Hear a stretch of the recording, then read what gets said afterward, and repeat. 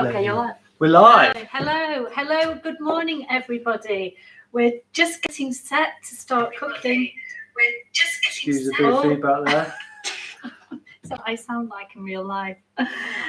We're just getting set. We're very excited. We're going to be cooking a Sunday lunch today, which is a favourite of mine, which is a French-style veggie-centric au vin. I'm going to miss the first word out. So it's vegetables in a very rich red wine sauce, and we're doing our version of the chicken, which is seitan.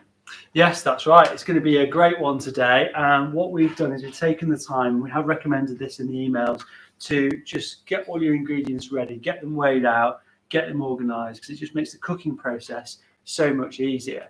And that's going to be the theme for all of our cookery lessons. We're going to be sending out the recipes in advance. We're going to be giving you some guidance on how to set up and get organised and what you're going to need to do. And then it's going to make the cookery lessons super productive, and you'll get the best out of all the tips and tricks and things we're going to teach you, rather than running around wondering where the scales are or where that ingredient is. That's me at home.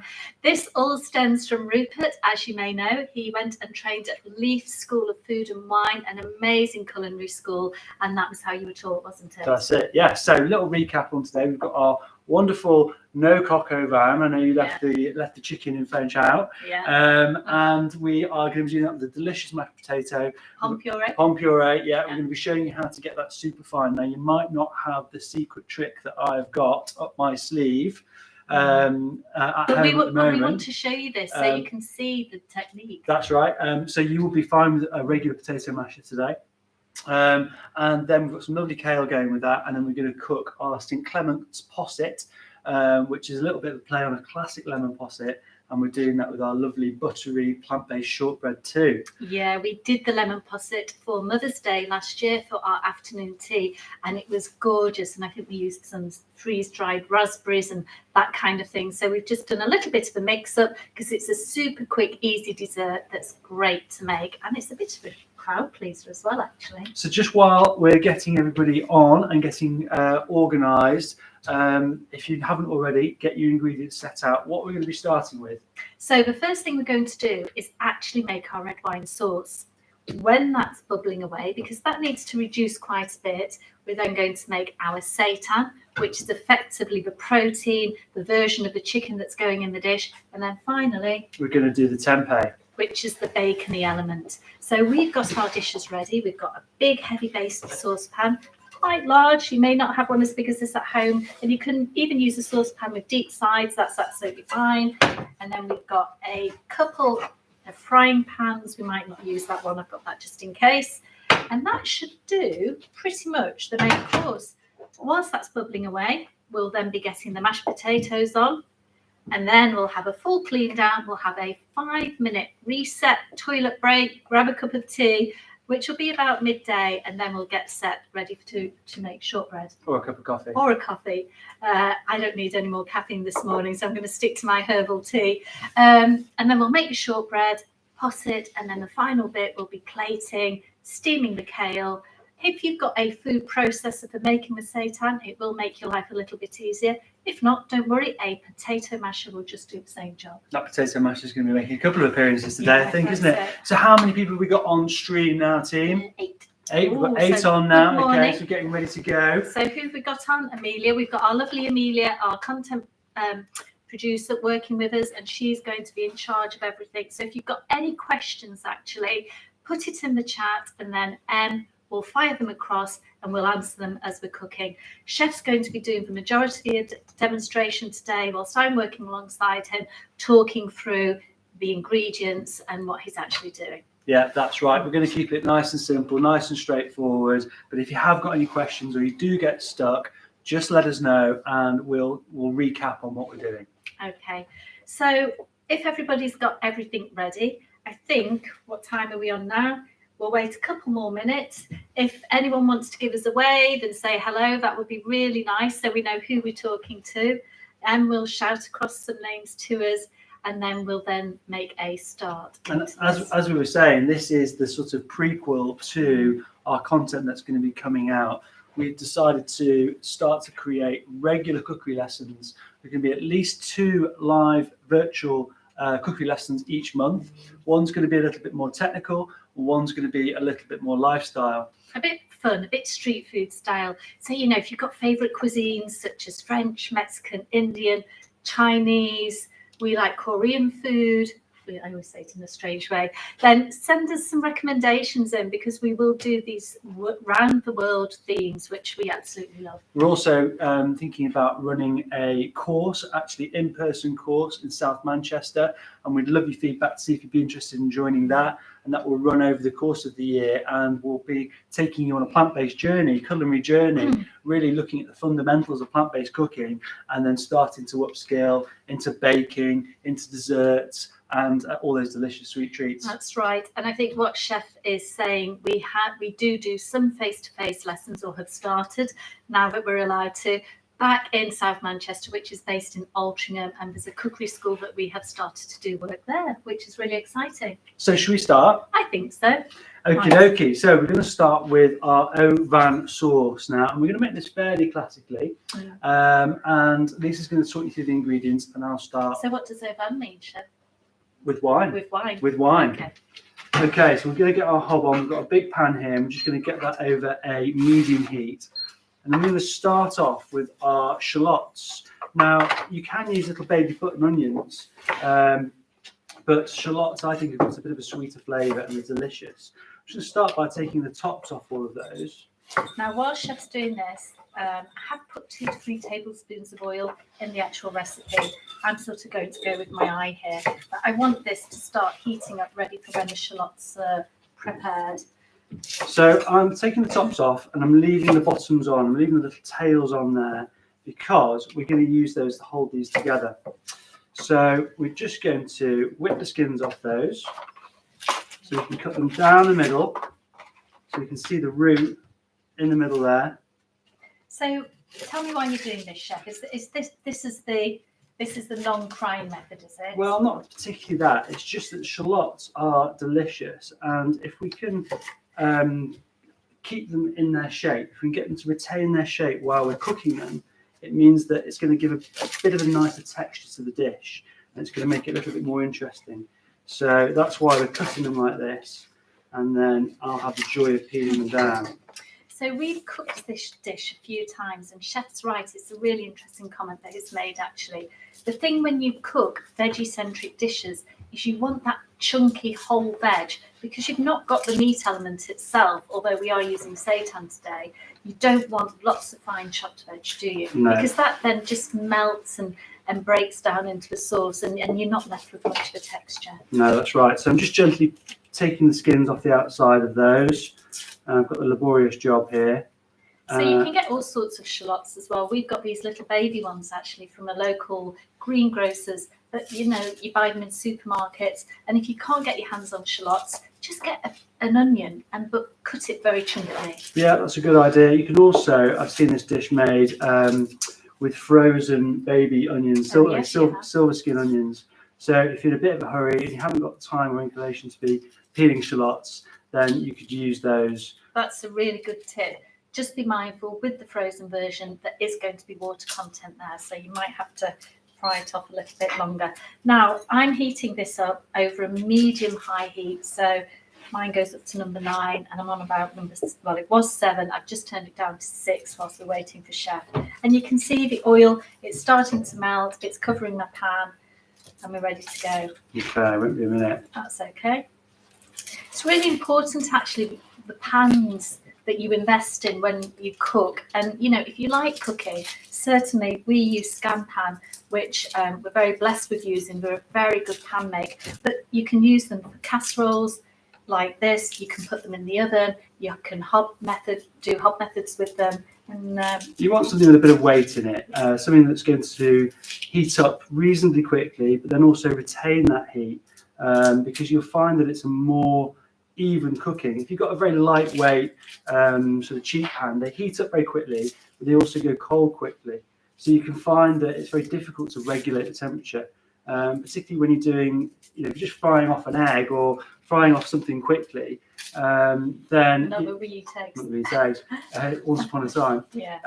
Then you know it's absolutely fine for that. But if you want to do something that involves a little bit more control, then those heavy bottom pans are going to make a big difference. Shall I give you a little hand doing this? Actually, I'm You can stood do. here watching you peel these.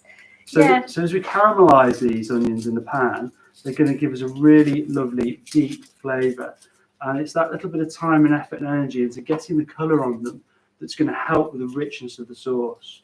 And that's quite key because we're not using meat, we're not using chicken, we're not going to get the caramelisation from that. We want to make sure we take the time to get it from everything else that we're cooking. And I will be honest, we've cooked this a couple of times where when I first tasted the sauce, because it's not rendered down and reduced, I've been like, that's missing something. But actually, once we've got everything in, it does come together. So our shallots are nicely peeled. I'm just going to very carefully, I don't know if you can see here, very carefully just trim the ends off. So not to cut the root, but just to take the little strands off, really. So I'm just going to come in there and nip those off. They look gorgeous, don't they? The beautiful colour. Now, you're not putting them straight into the pan, are you? No, because I want to do that. I want to do that all together. Yeah. So I've not got some going dark and getting burnt. All about even cooking. And it's all about the preparation. You know, it's like with anything.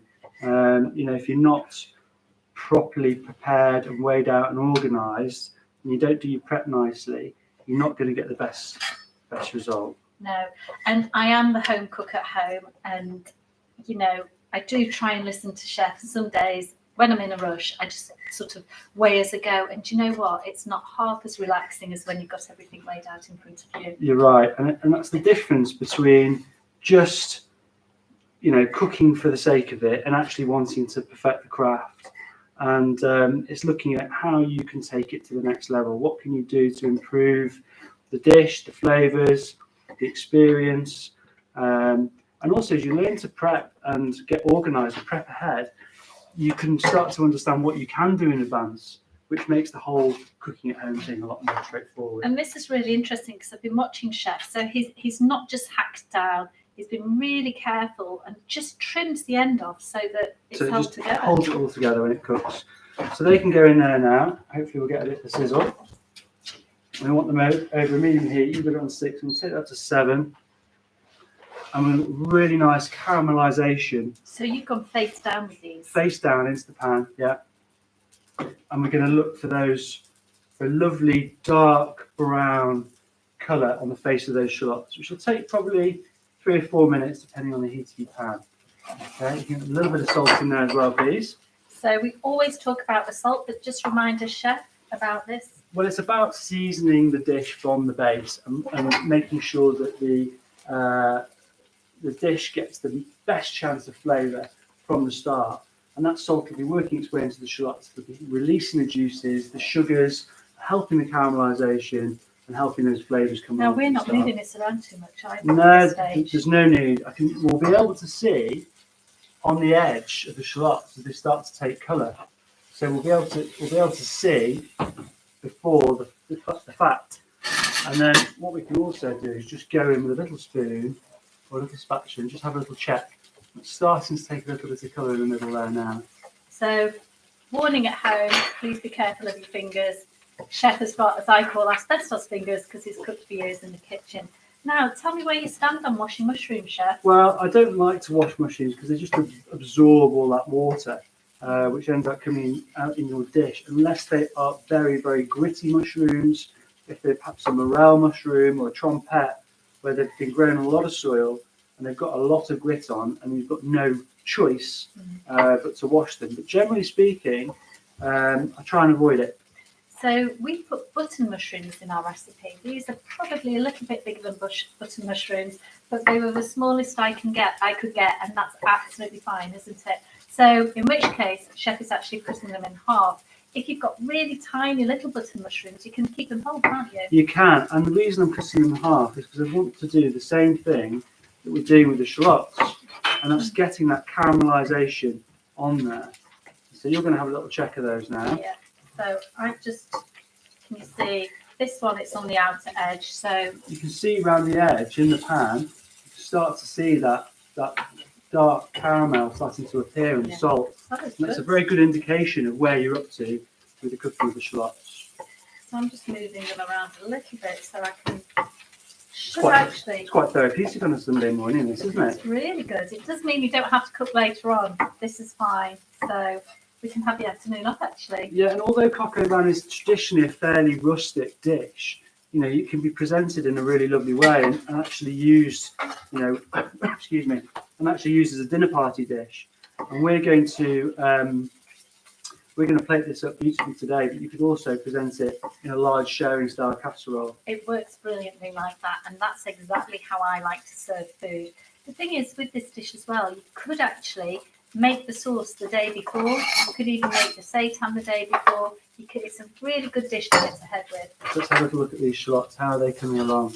So we've got really nice colour coming on those now. So we can just flip those over. So you're going to just cook That's underneath. perfect. That's what we're going for there. So that one I'm going to leave it a bit longer.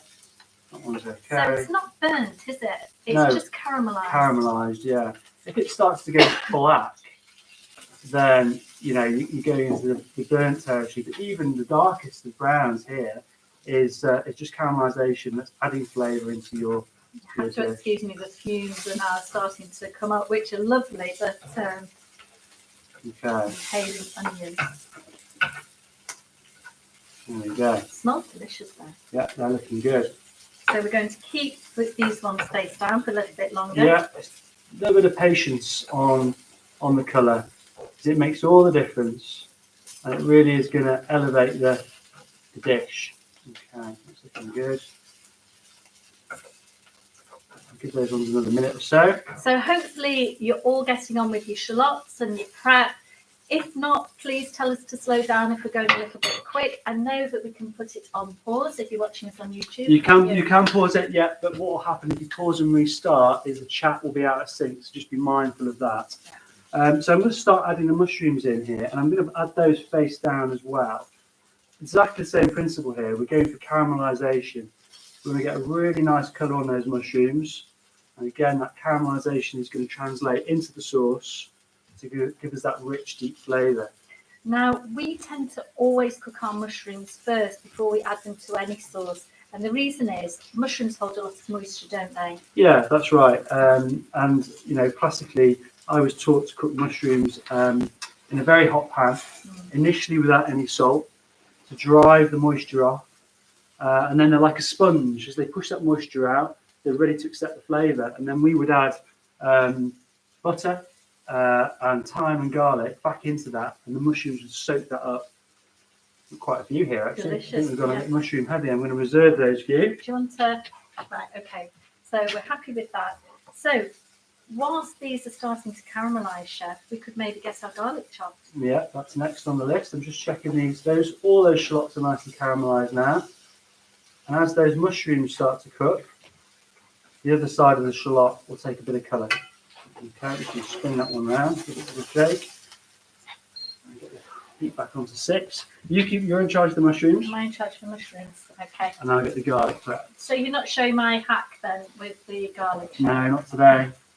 Not today. Well, Lisa's hack is with the microplane. I will show you this. So when I'm cooking at home, and we like to talk about easy, quick ways as well as the classic ways, is I will actually crush garlic using a microplane. Well worth investing in one of these. I use it for everything. So that's my hack.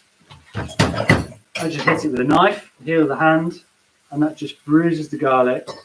And it's very easy to take the skin off. Just trim the root off that garlic. A little bit of a dodgy bit there. Get rid of that. That one there, that can have a little squash as well. And then it's really easy just to chop down through it. Mind your fingers. Don't forget we're using that claw technique all the time when we're chopping. Keeping our fingers out of the way, our thumb and our little finger behind. It's giving us a good grip.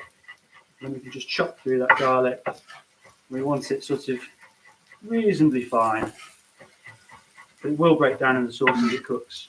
Cooking is so much more as well about just looking at things. It's about the smells. So I can now start to smell the mushroom aromas coming up from the pan. So I know already that they're starting to brown and caramelise. Now, you've not put any salt on this. No, not yet.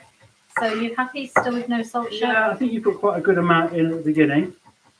So we can add up a bit later on. The sauce will reduce as we cook it.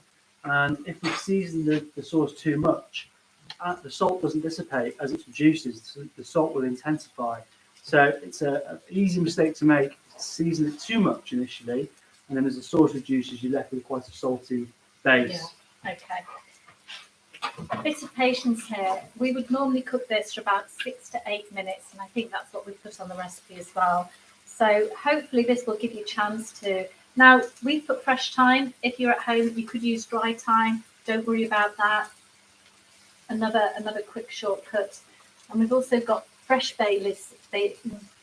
Bay leaves here, but you can actually have dry bay leaves. So use what's in your store cupboard.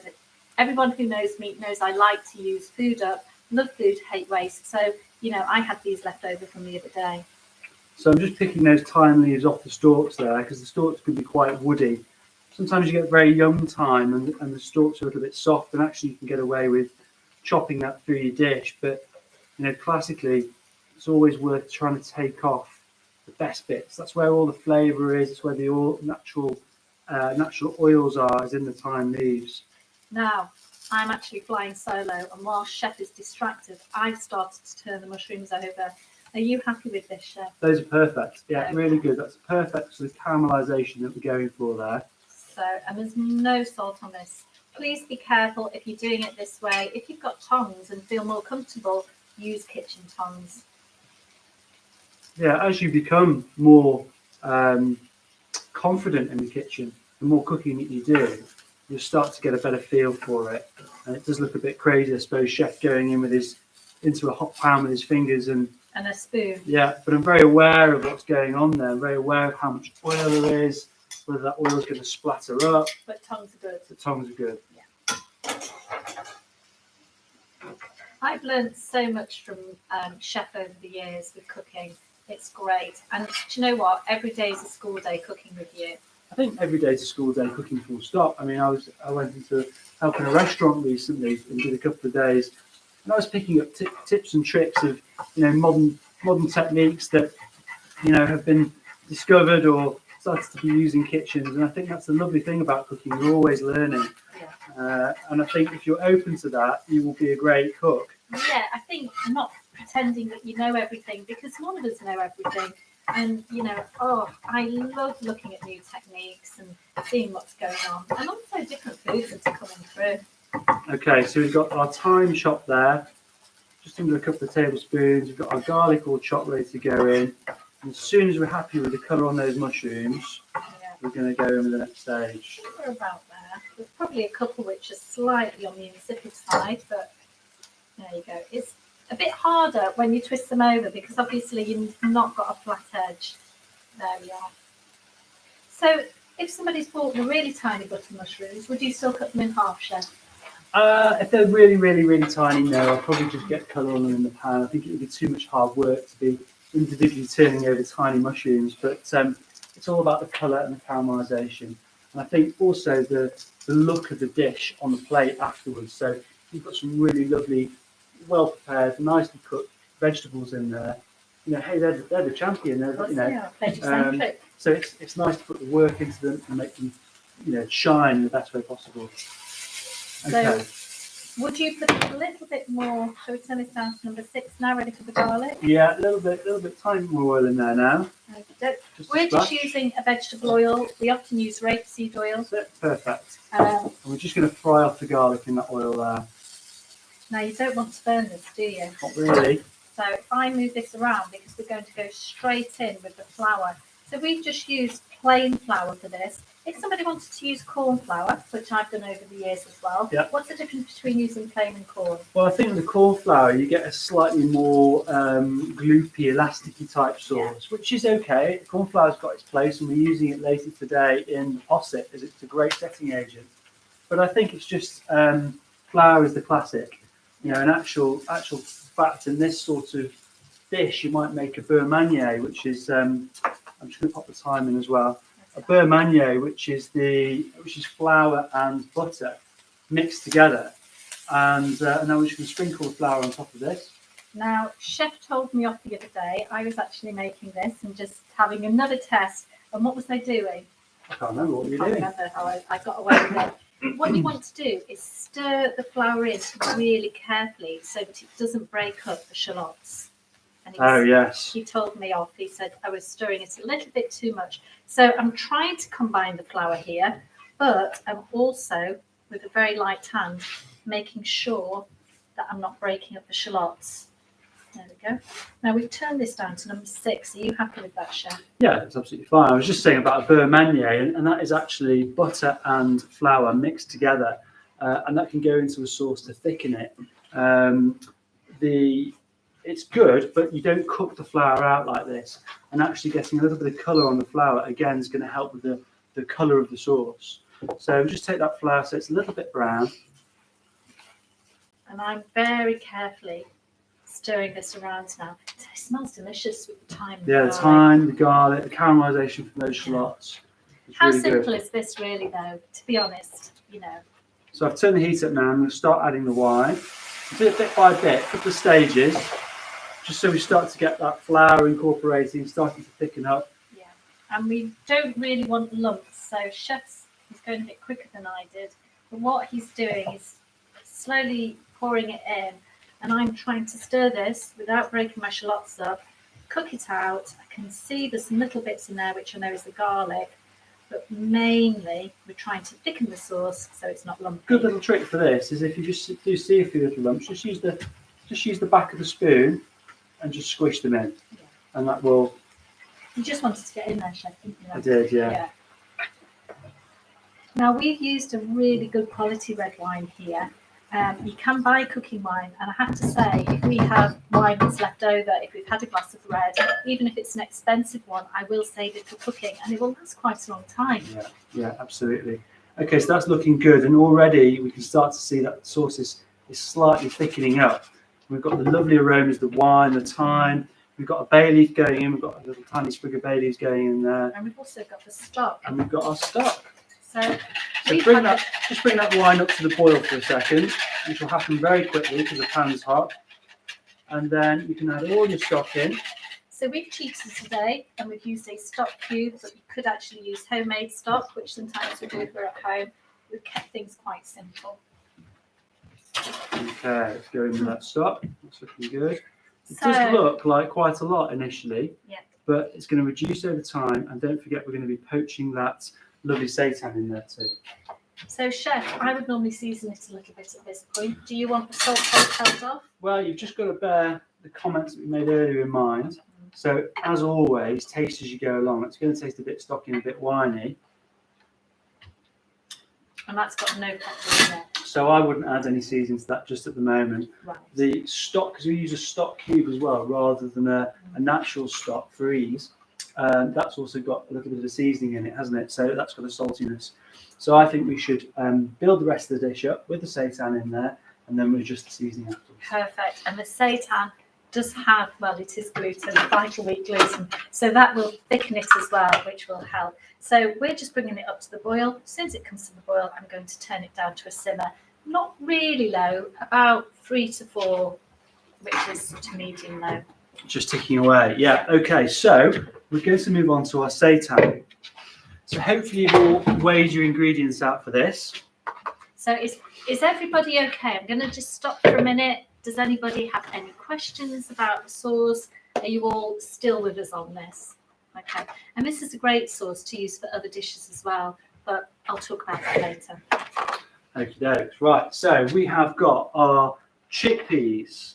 Yeah. We have got our tahini. We have got our nutritional yeast.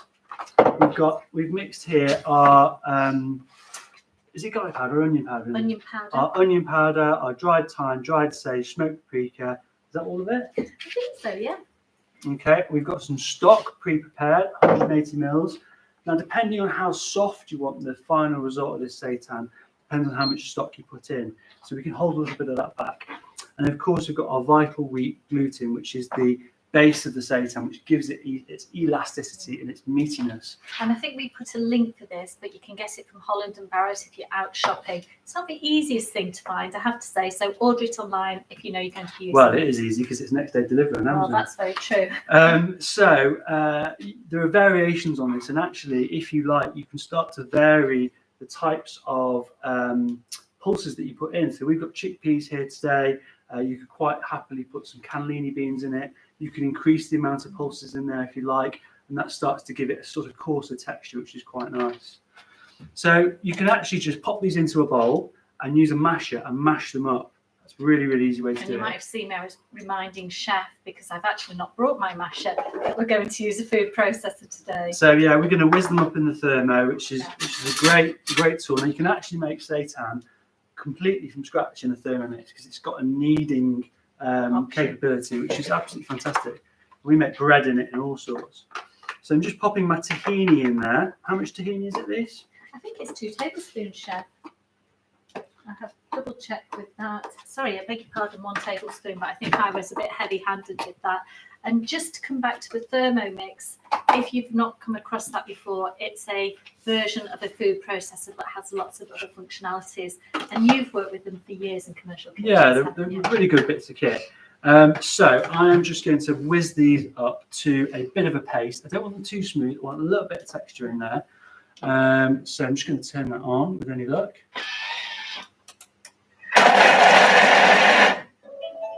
That's great.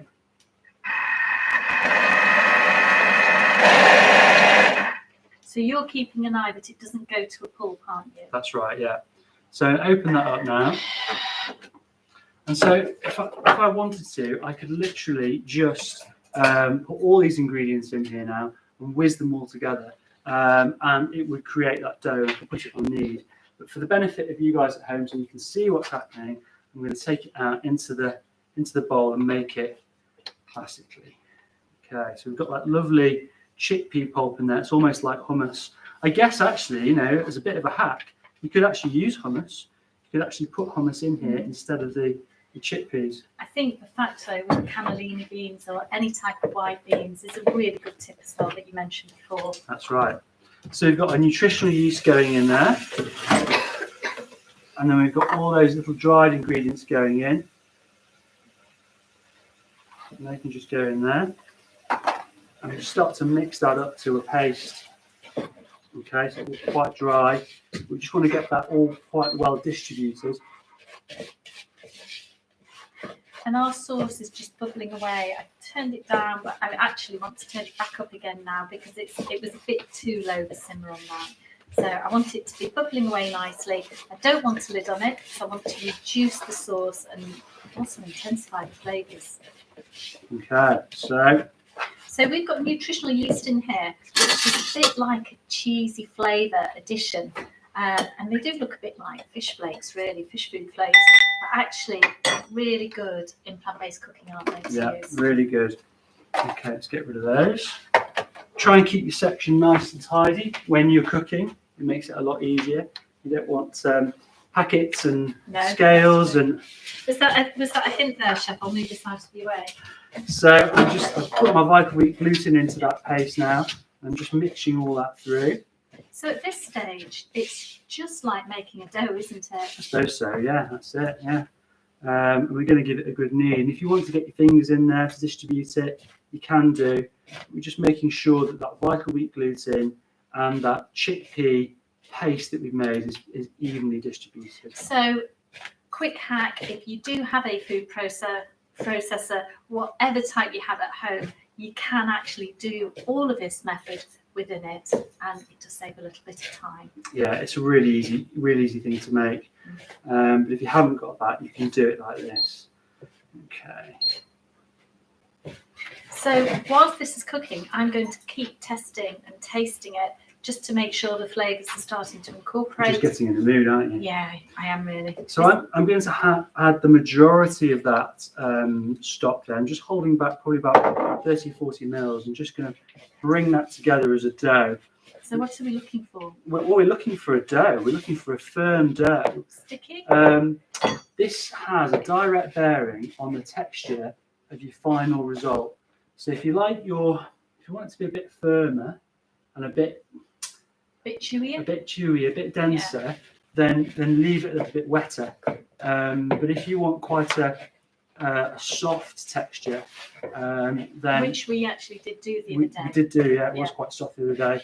Then just just hold back a little bit, add the whole amount. I'm just adding a tiny bit to get the bits in the bottom. So we've just used a good quality stock cube again and some hot water. As I say, you could actually do homemade stock.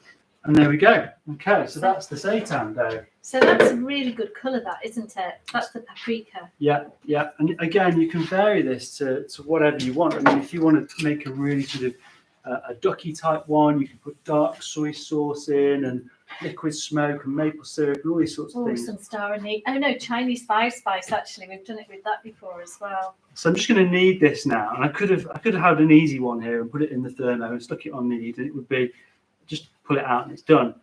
But to show you guys at home, this is the way to do it. Are you happy for me to get the frying pan on now, Chef? Yeah, absolutely. So it's all about getting ahead. Now we're lucky because we've got two of us today doing this. I'm going to get my frying pan on with a little bit of oil ready. Medium to high heat again. Let's get some heat going into the base of this pan. So already you can see this is starting to reduce. Vegetables are still whole. If you are on the fence about cooking with so-called meat replacers, which technically this is, it's just a homemade version. Can you see here now? That looks really that's the gluten doing its thing. It's getting all fibrous and it's becoming more meaty. And so that's what we're trying to do, is trying to work that gluten, and it's suspending all those lovely flavours we put in there.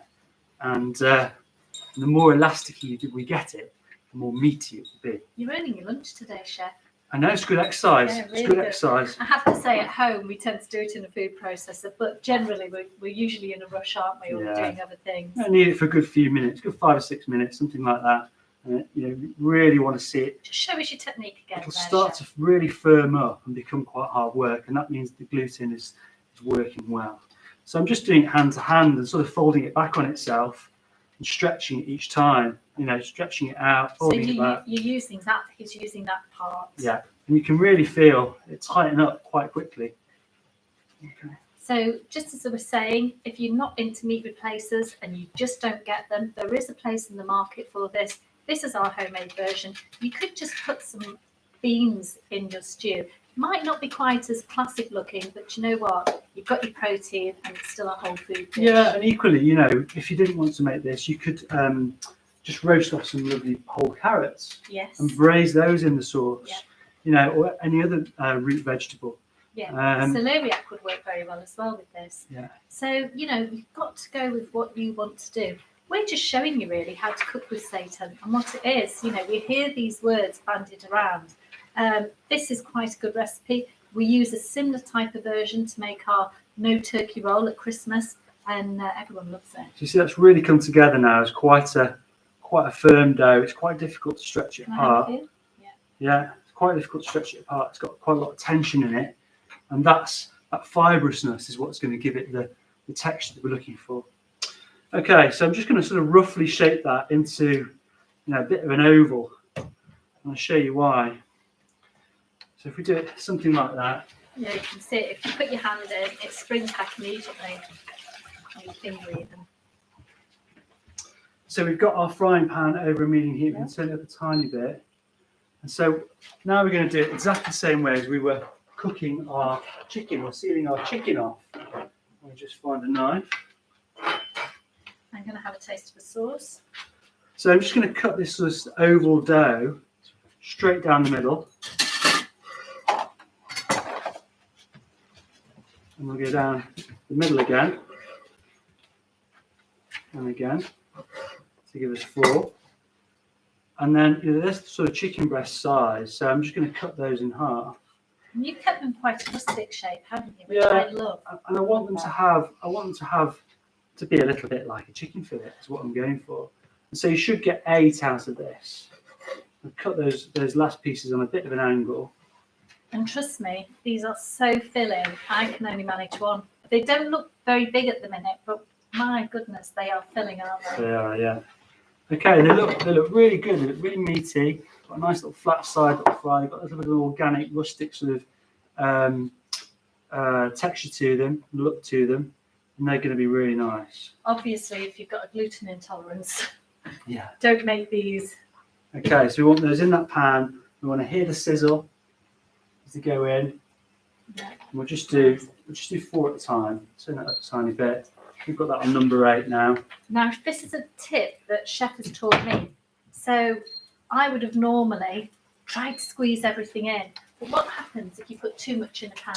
Well, it cools the pan down, so you drop the temperature of the pan, and it's particularly important. You know, back in the days of cooking meat and fish, you'd end up boiling it, but we want to get that really lovely caramelization on. So we want to keep the pan temperature consistent, and this is again when a good quality pan. It's got a bit of weight to it because it will hold that temperature. So we're going to maintain that. We're going to get a nice even golden colour. Because again, that caramelisation is going to add flavour to our dish on all sides, and then we're simply going to pop them into the Ovan sauce and let them poach out while we make the rest of the. So we're menu. still doing the poaching. That's We're it. getting some colour on first. So whilst this is going on, we could maybe start to prep our tempeh, chef. Oh, that sounds good. Yeah. So there we go. This is the sort of colour we're going for. It's a little bit blonde at this side. It's nice, sort of terracotta-y colour. I always think when you're frying something off or making a caramel. Terracotta. I mean, that's the one there. That's really good. Yeah, That that's colour. exactly what we're going for. And it's quite amazing, really. It's almost got a bit of a crispy skin on it already, which is nice. Oh, honestly, these are delicious. I can't believe how good they actually taste.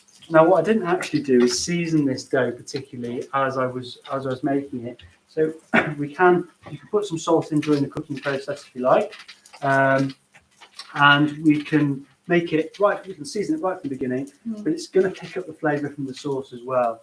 So just bear that in mind. Can I put a little bit of white pepper on, chef? If you like. You know, he knows that I love to cook with white pepper. So whilst this is cooking, these just need to be turned regularly. Yeah, they take colour quite quickly. That one's a little bit taking its time.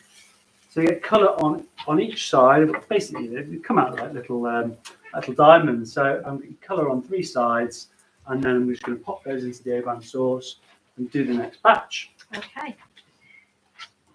So shall I keep an eye on these then, You chef? keep an eye on those. I'll just have a little clean down on the board. Okay. And actually, they're quite firm. So once chef has caramelised them on each side, you know, they're quite flexible for picking up. Oh, there we go. I think there we go, chef. Happy with that? That looks good. I'll take a little more colour on that side there now. You see, that's still a little bit blonde. So every bit of surface area of ingredient that we put in here is going to add flavour. So taking the time to get that caramelisation, to get that's where the flavour is going to come from. Yes, we've got some stock. Yes, we've got some wine and Baileys. But the richness and depth is going to come from that caramelisation. And there will be a sweet spot in the pan where it's the hottest as well, which I think you just found. Right, I think we're there with those then, chef. So I'm going to get these in.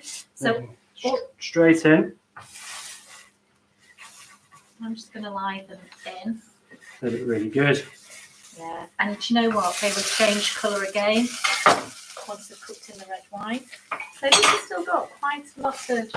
We're on number 8. Just a little tip there. Be very careful if you're going to put a wet spoon and come back over a hot frying pan that was spitting and firing out, and that is the sort of thing that can cause a pan fire if you're over gas, or it can cause spitting and burns to your arm. So be really careful when you're mixing liquid and oil. Good demonstration there, Lisa. Yeah. Fortunately, I didn't get burnt this time, but. Okay.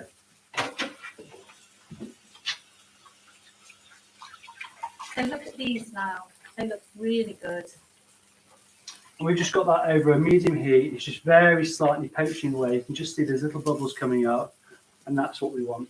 And it really will thicken once these are in a lot more than what it actually looks now. There's no real time limit as well for this dish, is there? So if you've got an hour, let it simmer away for an hour. Yeah, you could put a lid on it, turn it off once it's cooked, and just let it tick away. Absolutely fine. Right, I'm going to turn these over now. Okay. Doing very well. You're doing good there. So what's tempeh then, chef? Are you going to remind us all what that is? Excuse me. So we're using tempeh as our bacon alternative here. And again, optional for this dish. We've made it without it as well. But tempeh is a fermented soya bean. So not only is it a really good medium for flavour, but it's also super high in protein, pretty low in fat, and very nutritious. It's a bit of a superfood in many respects.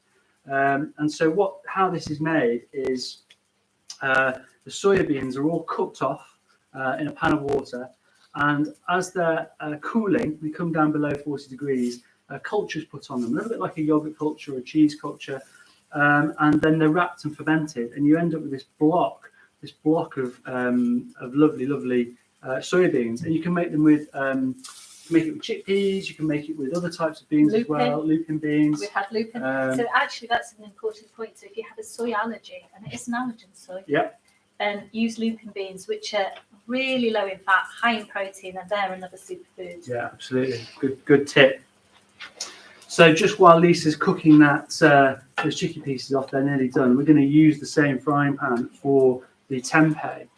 So we've got a block of tempeh here. You could use a bacon alternative. We had an amazing one the other day from Richmond. You and my daughter did. Yeah, I was really quite surprised by it. It was a very bacony experience.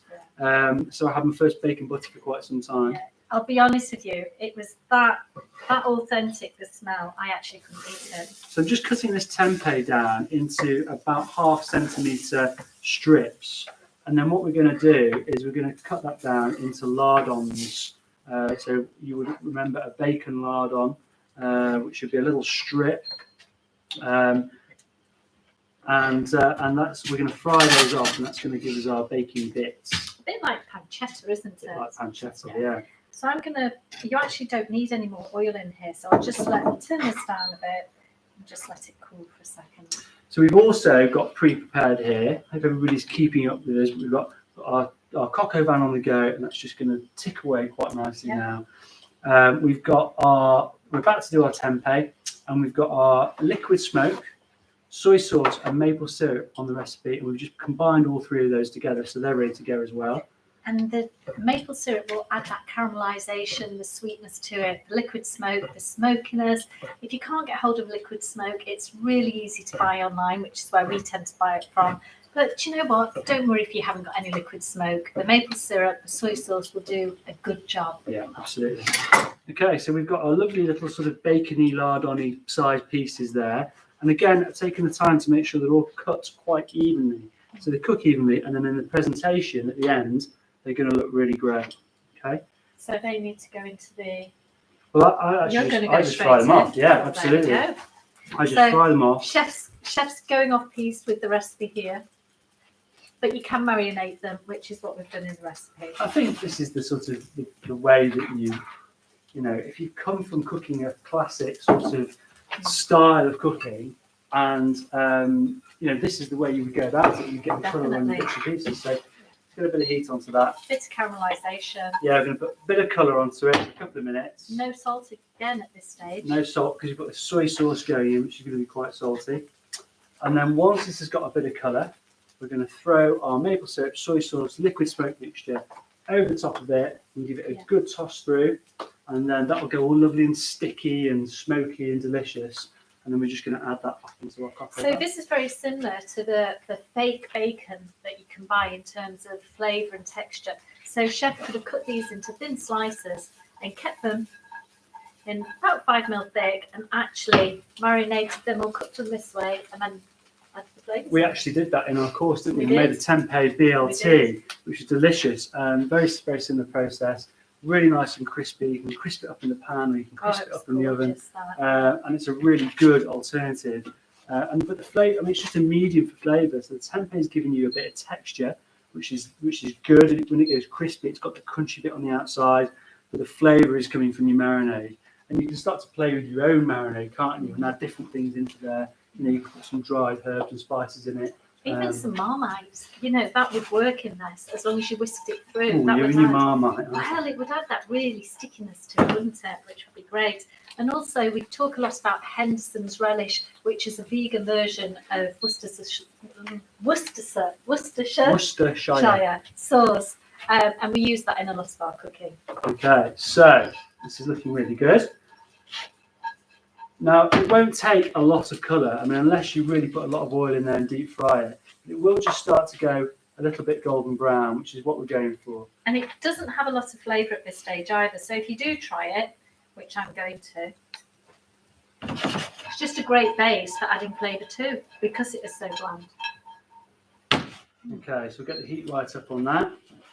It did take me a couple of years to learn to like tofu and tempeh. I have to say, it's all about getting flavour in. And I think that is the absolute key, isn't it? And, you know, it's very, very easy to do that. And you can go through complicated processes of pressing and marinating and pressing again and, you know, cooking in various ways. But actually, I don't do any of that anymore. Lisa's little corn flour and soy sauce hack is fantastic, isn't it? Yeah, all you need to do, chop your tofu up extra firm, toss it in a couple of tablespoons of corn flour, hot pan, fry it off, and then add some flavouring, and it does the same trick. So when we go with that now, and our marinade.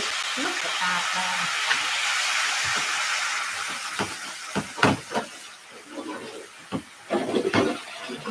That looks really good, that there, chef.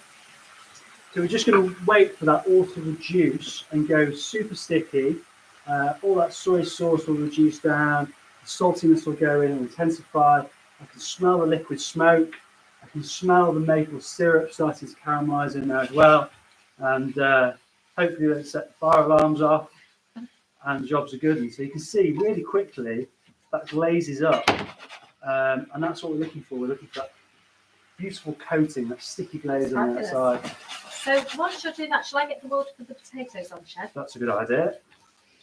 I suppose I get the short straw of peeling the potatoes again. Definitely. So really keep cooking that tempeh till it almost feels like it's going to burn. All the liquid, all the moisture's gone from the pan. Nearly there now. It's looking really good. Keep it moving a little bit as well. The heat of the pan will keep it reducing down. You can get a spoon and stir it if you like, but it's not necessary. So we've got some potatoes here. It's looking really good. We'll give that another 20 seconds on there. And then I get to peel some potatoes.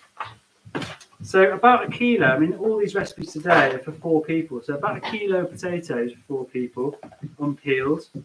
These look like nice spuds. So these are Maris Piper, which apparently, when I asked the veg man, are one of the best potatoes for doing mashed potatoes. You can just see now that caramelisation on the outside is just starting to go. And all that liquid's gone, and we're pretty much just left with sugar in there. And everything's been soaked up. All that maple syrup and the liquid smoke has all been soaked up, and it's starting to take colour on the bottom of the pan. Quite high heat. See that? That's what we're going for. And that's starting to go a bit crispy and a bit caramelly. A bit bacony. Yeah. And that caramelisation, I keep talking about the caramelisation, but it's absolutely key to the depth of flavour in your sauce. Yeah. Especially with plant-based cooking, because you're not using traditional animal products, are you? Right, that's it. Nice. Okay. Are So we there then? just at the point where you're thinking, oh, it's starting to burn a little bit, starting to catch, just at that point, pull it off, and then we can go into our cocktail van. Okay, and just distribute that through. And then, of course, those lovely flavours are going to come off into our sauce as well. So this will add a really good smokiness to the red wine sauce. Looks good. Yeah. Right, fantastic. And actually, you can see this at home. It's already reduced by half the sauce anyway. And it's also changed colour. So it was very red, very winey, not too much of a depth of flavour. Now we're starting to get a rich sauce. Oh, we've got a question coming in. Not a question, just a comment. A comment. Gina Byrne says it all looks amazing. Oh, so we've had a comment off Gina. Gina said, I'm going to repeat it because it looks like I'm being modest. It all looks amazing. Maybe she was talking about you, Chef, and your cooking techniques. Probably. Thank you very much, Gina. I can testify. I'm hoping you're cooking this, but I can testify it does smell delicious. And we've eaten it already. What is this? I know. So basically, now we're doing cooking lessons face to face. I love to leave my peeler or my jug usually somewhere, and so I had a last minute Lily, as I called it, and tried to buy a peeler. So I'm sorry there, Chef. It's actually quite sharp, but it's It's just very sharp actually. things like this need to be tactile. They need to find your knives or your peelers or whatever that feel good in your hand, because they give you a confidence. And when you pick up something that feels a bit Yeah. 50p sharp, It wasn't 50p, by the way. It doesn't It's inspire the confidence at all. No. So we've got our pan of water on the go. It doesn't need to be hot potatoes. Normally we start with cold water potatoes, and that is because we want them to cook evenly. If we start with hot water or boiling water, what happens is the outside of the potato cooks very quickly and starts to disintegrate before the inside of the potato is cooked. So it's always cold water on potatoes, and then slowly bring it up and cook them slowly. So they cook really So evenly. you turn this down. I've actually put the water on because we're doing a cookery lesson today. But you slowed this down and put it on number 2. Yeah, that's That's right. not a bad peeler that there, Chef. It's all right. Yeah. I need to go round to various cookery schools and just pick my peelers and jugs up. Okay, so there we go. I'm just going to get these nicely peeled. And then I also like, I don't think you put it in there, but I also quite like a bay leaf. Oh, I put it's in the recipe, Chef. It's in the recipe. Very good. So I quite like a bay leaf in the water for my potatoes. Now it doesn't make them taste of bay particularly, but what it does is it gives the potato a little bit more of a dimension of Can you flavour. go in there? That can go in, yeah. And it's a depth of flavour which you don't really get any other way in potatoes. Little newies in new potato season, when we put mint stalks in to give them a little bit of minty Yeah, that's flavour. nice. So just in terms of calculating how many potatoes for a person. So this is the thing that intrigues me. When Rupert trains at Leeds and then works in restaurants, there is a rule of how much meat to feed a person, how much veg to feed a person in terms of grams, and the same with potatoes. So we've aimed for a kilo. That seems quite a lot for 4 people. Well, we're also, I always base it on about 150 to 200 grams per portion. Right. But don't forget, we're going to lose quite a bit of the weight here. And we're cooking for 4, and everybody always likes a bit of mash. And who loves leftovers? Buddy. Yeah, the dog. No, I love leftovers. I literally, if there's mashed potato in the fridge, will head in with a spoon or fork, even when it's cold, and just eat the mashed potato. But I actually used to make a cold mashed potato salad with mayonnaise and spring onions and grated cheese, which you can do all plant-based. God, that sounds horrendous. Mashed potato salad. Oh my God, I'm a Yorkshire girl. We never threw anything away. I've got a question coming That up. won't be making it onto the...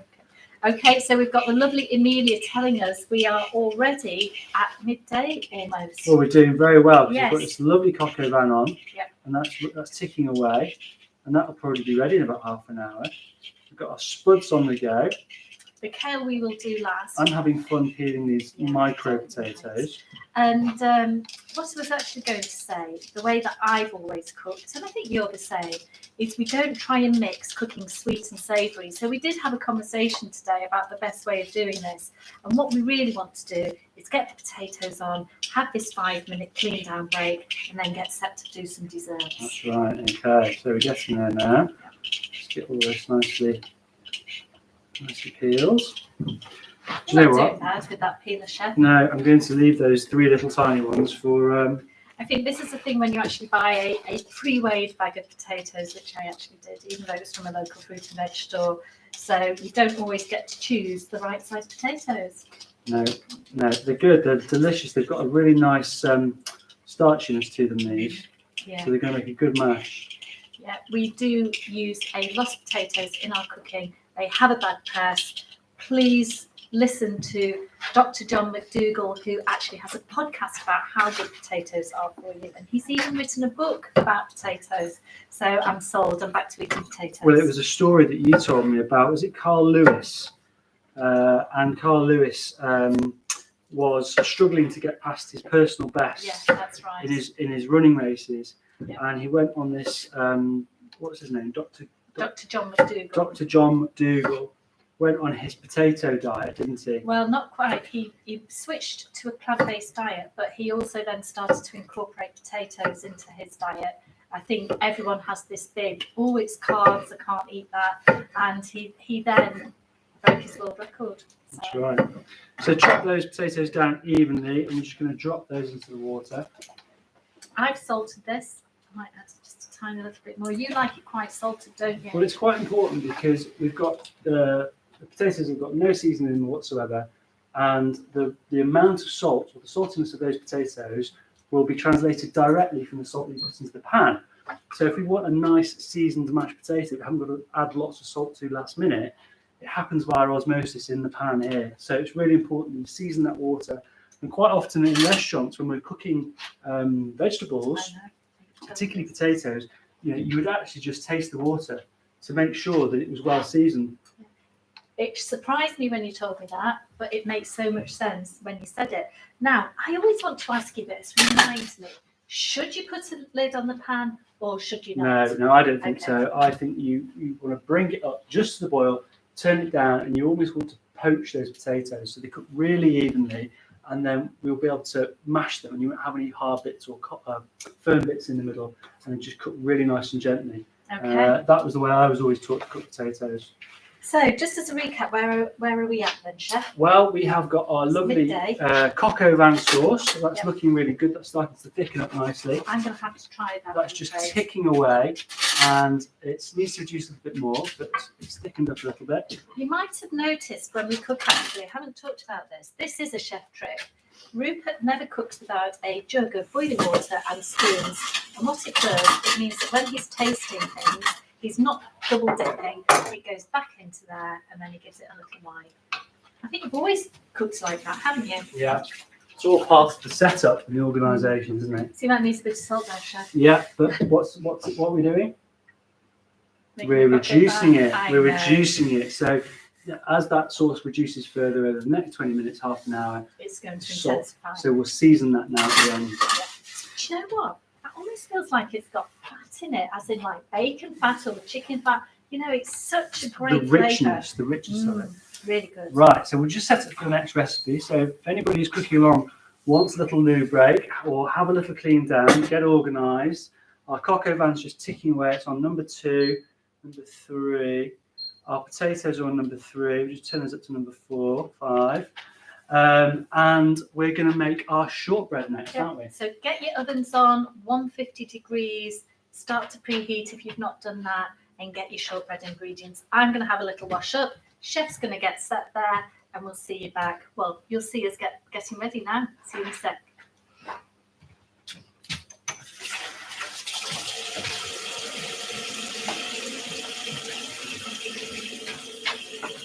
So I just need to just have the burn over back. Yeah. Please. Okay, so really, really easy shortbread recipe this. We've got 4 ingredients and a little bit of salt. And you can make this in advance. You can make the pastry in advance and have it in the freezer and just pull it out. You can roll it into a log. So you can just slice pieces off that frozen log of shortbread, and it makes it really easy. You can just bake them off fresh whenever you want. We're just making enough for today, but it's plain flour, caster sugar. We're using plant-based butter. This one's naturally, I think, and some corn flour. So really, really, really easy. All we're going to do is we're going to cream together the sugar and the butter, and then we're going to add the 2 flours, bring that together as a dough, and then we can pretty much shape it straight away. We'll let it rest, and then we're going to bake it off. It's going to be delicious. Now, I have to say, this is based on a recipe I used to make pre-vegan days, and the only switches have been the butter. Yeah. So it's a really simple recipe to veganise, and you will find there are lots of recipes like that. Yes, absolutely. It's very, very easy. And even if we were adding, if it was an egg-based recipe, it'd be very easy just to switch that out for perhaps a flax egg or a little bit of applesauce or something like that, and you'd get just as good a result. Soy milk, vinegar, all those types of things. Okay, so going to use the Thermomix here. You could use a Magimix, or you could do it by hand or with a hand whisk. But we're basically just going to cream the butter and the sugar. So I'm just going to cut this up into some smaller bits. If you can soften your butter, if you were doing this by hand and you're beating it with a wooden spoon in a bowl, I'd probably just give it a tiny ping, not so it's starting to melt, but just to soften it. Just to soften it. You do not want it straight from the fridge, do you? Try not to sling it all over the work surface as well. What was it you were doing with that then, Chef? So straight in with our sugar. Put it on. Such a simple recipe this, and so easy, and you can add lots of flavouring. So we've kept it classic, and it's just going to be a plain butter and sugar shortbread, but you can put lemon rind in, lemon zest even, orange zest, all sorts actually. Yeah, even some spices, some mixed spice, cinnamon, that sort of Ginger. thing would work very well. Yeah. So I'm literally just going to cream that now.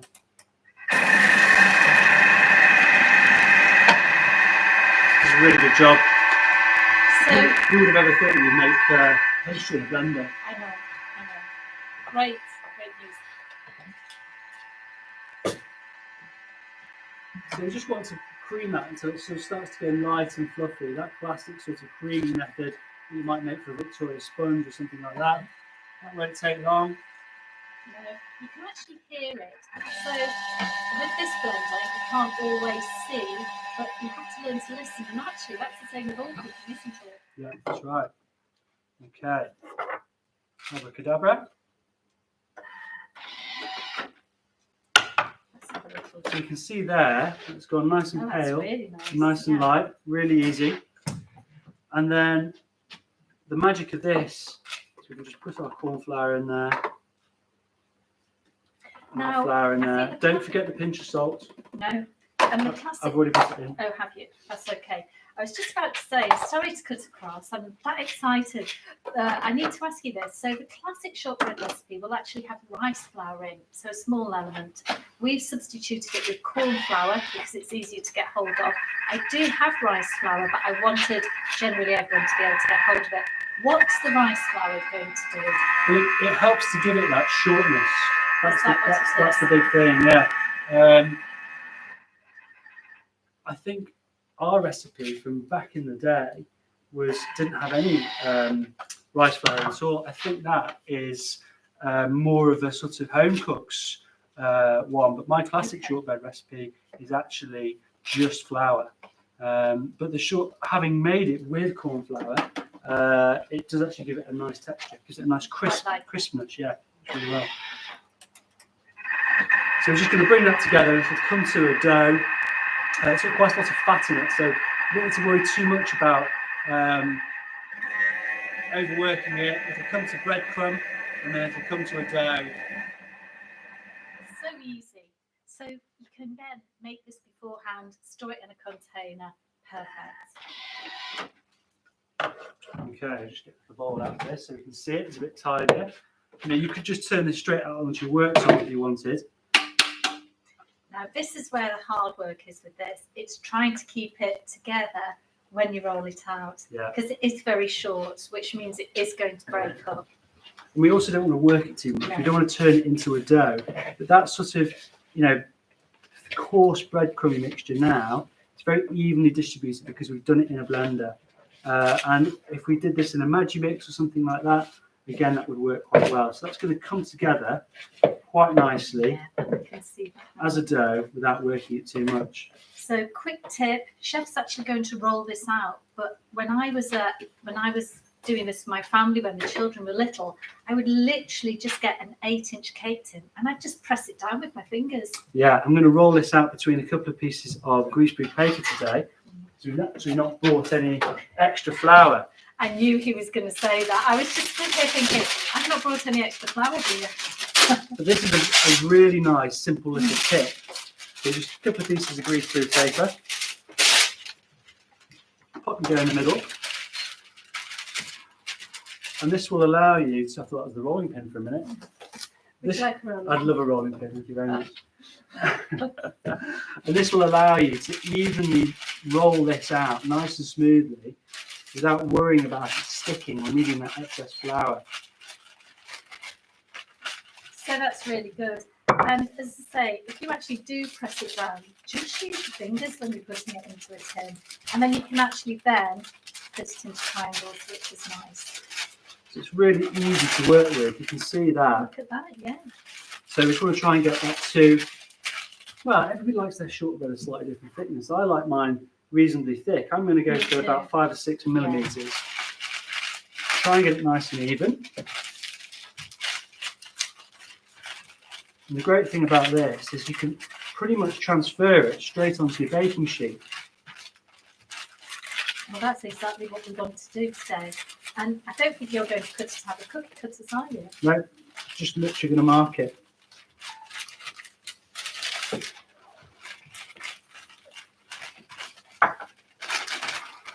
So we're getting there.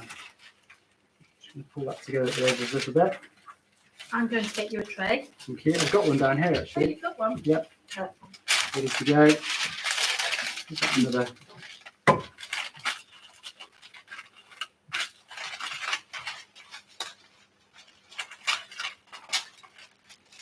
So you're going for about 5 millimetres thick. Well, there, aren't hopefully you? something Yeah. like that. Yeah. Not too bad. So if you don't have enough flour, do what Chef's done. Still works. Really easy to handle. We're not got to worry about sort of faffing around and getting it stuck to everything and extra flour and whatever. So I'm just going to tuck the edges of that underneath so that it flap around too much in the oven. That looks good there. Thank you. It's all about neatness as well. So, you know, home cooked style, I'd have just, as it looked before, ripped a piece of baking paper off. You just always like to make sure the presentation of everything is good. Well, the amount of times I put a tray of something in the oven and it's blown over, Oh, really? or a bit of paper's come over and got stuck in the middle of the brownie, or whatever. So it pays to take the It's time experience to then. do it. Yeah, Yeah. that's it. So I normally have a little bit of flour on this spatula here just to help it not stick. But all I'm going to do with this, I'm just going to mark it to sort of biscuit size, the biscuits that I want. So are you going all the way through there? Pretty much, yeah, just not quite. It will sort of stick back together again. But one of the tricks is, if we actually remember to do it, is to take it out halfway through the cooking and remark it. Oh, really? And it just means that when you come to break it apart afterwards, it's really lovely and easy. So we bake this for 20. So if you put the timer on for 10, That we sounds should, good. yeah. Sounds good. I think we'll go for about, and a nice bit about just doing it rough and ready is we'll have all these little bits around the outside that we can taste. So it's dead easy, and we've got what, 2, 4, 6, 8, 10 and a bit biscuits there ready to go. So you could put this in the oven. You could put this in the fridge to rest for 10 or 15 minutes. It's not super essential. If you were being pedantic and you were cooking in a restaurant, you would let it rest, give it 5-10 minutes in the fridge, and then bake it. Just tell us why. Well, it helps to let the dough relax Okay. and the gluten relax, and it stops it from shrinking. But this has got such a high butter content that it's not quite as important to do that. So we're going to put it straight in. Let's go for it. Okay, so that's been preheating at 150 degrees. That's on a fan oven. So should we put 10 minutes on there then, Chef? Sounds like a good idea. And then we'll try Chef's technique. I didn't know that. I'm always learning something new, and we'll see what happens. Okay, so Another clean down now. yeah, St Clements Posset next. Yes, let's get ready. Okay, so as you can see, we're cheating a bit because there's two of us, but we're always trying to keep our workstation nice and tidy, nice and organised, and it just makes the process so much easier. It does, and also these, sorry, I know you're going to speak then, but if you can get tubs, we order these 650ml tubs online, and we use them a lot for weighing out. You can see what's in them. You can also store food in them in the freezer, and they're great. Haven't decanted this because I just wanted to show that's the cream that we generally use when we're cooking. Thank you. Yeah, and that whole weighing out process, particularly if you've got quite a bit of cooking to do, if you put the time in initially to weigh out all those ingredients and get organised, it just transforms the cooking experience, makes it far more fun.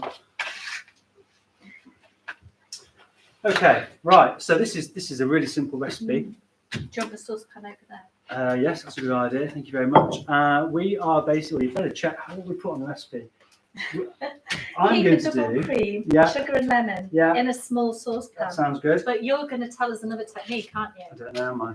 Yeah. Did you not used to heat it up in a bain-marie at all? Or? No, not with this one. Right, okay. Classic lemon posset works because of the reaction between the cream and the acidity of the lemon juice, and that's how a classic lemon posset sets. Okay. And so it literally is sugar and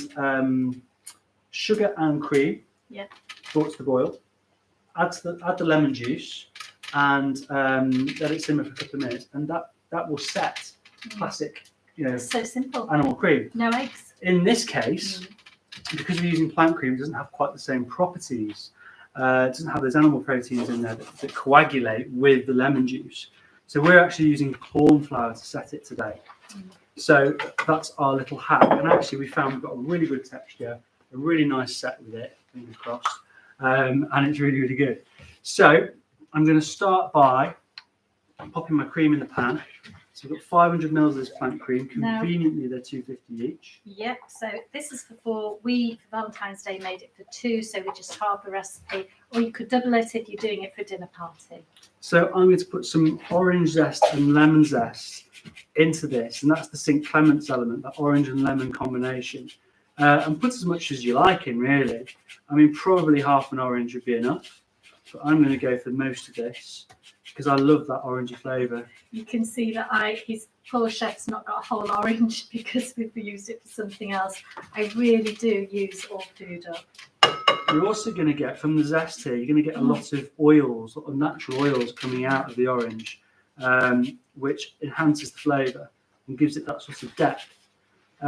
If you have got a really nice fine microplane like this, you can leave the zest in. But if you've just got a coarser grater, it's well worth sieving the zest out at the end. Yeah. Okay. It's not too bitty when it's very finely zested, is No, it? in a restaurant environment, we'd be passing it through a fine sieve or chinois to get that zest out, because it's all about that sort of perfection of texture. But if you're cooking this at home, then just go and leave it in there. If you've got a nice fine microplane like this. It smells really good. Yeah, there's a lot of natural essential oils in the lemon zest and in the orange zest. And getting all that in there really enhances the flavour, and you get the benefits of those oils as well. So I've turned the hob on, medium heat. Popping the sieve over the top of my pan, and then we're just going to make sure we get some of that lovely orange juice in there as well, and lemon juice. So you're rolling that lemon. It just helps to break up the inside of it a little bit. And I know with limes, particularly when you first showed me that, I couldn't believe it because limes are really firm. Yeah, there's a good microwave hack with a lime as well. Do you know that one? No, I don't. So if you've got a really firm lime, you want to maximise the juice out of it for your margarita. If you put it in the microwave for about 10 seconds, it helps to break down the inside of it. Does it really? Yeah, that's right. And so when you cut it, then it's really easy and really juicy. So I'm getting the juice of an orange and the juice of a lemon. They're really juicy oranges. Yeah, they are. Yeah. So you're not too worried about this being too loose with the mixture? We'll find out, won't we? Yeah, I think so. One way to find out. Okay, great. So There we go. get rid of that. And now that can go on the heat with the sugar. There we go. So we'll get that over medium heat and just stir it so that sugar all dissolves. Okay, a little tidy down. Let's get a spoon. So how's everybody doing? Send us some comments. Let us know if you're keeping up or if you're just watching us today, or if you have any questions you want to ask me or chef in terms of what we're actually cooking, or just anything about plant-based food actually. Just while we're doing this, I'm just going to prep one of these oranges for a little bit of garnish at the end. So I've just taken the top and the bottom off. I'm just going to use a serrated knife to come around the outside here and just take that pith off. And that will leave us with a really lovely orange segment. Okay. I love watching you do this because I much prefer eating oranges when you've prepped it for me like this, Chef. I bet you do. You just get the best bit. Yeah. You know, you get the best bit of the orange. But don't worry about the middle bit. It doesn't go to waste, and you'll see what I mean. I just squeeze the juice out of that, and you can have that in your drinks or even add it to cooking and save it or freeze it down into ice cubes as well. That's a good idea. Okay. This is really thickening up now as well. Look at that. I'm looking forward to my lunch. Put it that way. Yeah. I think you've earned it today, Chef. Thank you very much. Okay, so that's all nicely peeled.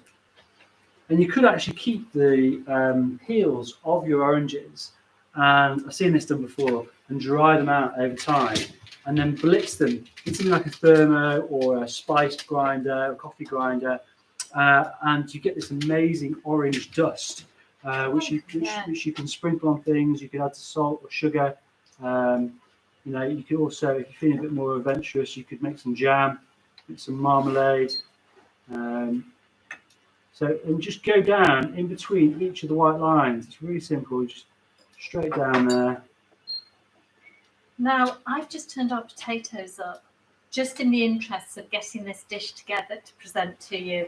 As Chef said, he'd probably cook them low and slow for longer, but mine needs a bit of a boost. So if you see the steam rising, that's what I'm doing. We'll let her off. Thank you. Okay. That was so you didn't shout at me when you saw the steam wafting across there. So you see, this is the bit I love. See this bit here? Yeah. Still loads of juice left in that. So we'll put our lovely little segments. Look at those, aren't they beautiful? Yeah. And we just put those on one side. And what we have done in the past is actually blowtorch those or fire them in a pan and put a bit of caramelisation on the outside. There's the caramelisation word again. And they can make a lovely garnish. Well, if we get time, let's see how we get on. Okie dokie. Right, save that for you for later. That's our garnish there. So what I'm going to do now is I'm just stirring this. I'm going to hand it over to Chef, and I'm actually going to get a pan ready with some water in for steaming the kale. We're not going to be doing the kale yet, but I'm just going to get ahead and get set. We've actually brought some glasses in from home. You can use anything, actually. These are little champagne coupes, and I think Chef's gone, no, this is family style, but probably your version because the bigger. We've got some lovely double-walled coffee cups, but it is about the presentation. This works well in a teacup, or even you can get little ramekins, which look great as well. Yeah, so we just, think custard now for this one. Yeah. Really simple. So we've got our cream coming up to temperature there. And we've got our corn flour thickening agent. So I'm just going to add, you could use lemon juice, orange juice. In fact, I could use a bit of this orange juice here. I'm just going to slake that corn flour into a paste. And I use that orange juice there for maximum flavour. Sorry, I don't really get the benefit of that later on. That's okay. I was actually thinking, because I love the word slake, which is a professional term. So what does that mean? Just remind us. Well, it's to basically slaking in.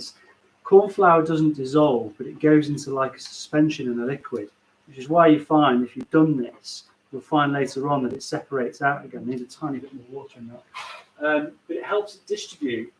So if we go into this suspension, as we pour it in to our warm liquid, it will distribute very easily and start to thicken up. Whereas if we were just to throw the powder in, it would clump together and it would cook very quickly. Clump together, and we get corn flour lumps running through. So by doing this, it makes sure that it distributes well. I'm also using my fingers, and the reason is I can actually feel any little lumps or clumps that's in this solution, and it means I can work them all out before it goes in. Watch back there, Chef. Oh, that looks good. I've just pulled the shortbread out. Could you try again? You nearly stitched me up there. Sorry. So the cream's come up to the boil. There we Sorry, go. I'm still not sure about that. Siri's not sure about it either. Siri's talking to us. And the shortbread's done. So it's all going up in the kitchen at AAG. So that's been in for 10 minutes, and we're just going to remark that now, very gently. You see, so I've not seen this before. Yeah, and just a point, so even we take our eye off the ball sometimes. I forgot to turn that down, thinking Chef was watching it. He thought I was watching the cream, blame and it me. nearly boiled over. So thankfully, panic is averted. There we go. So that shortbread can go back in for another 10 minutes, just to finish off cooking.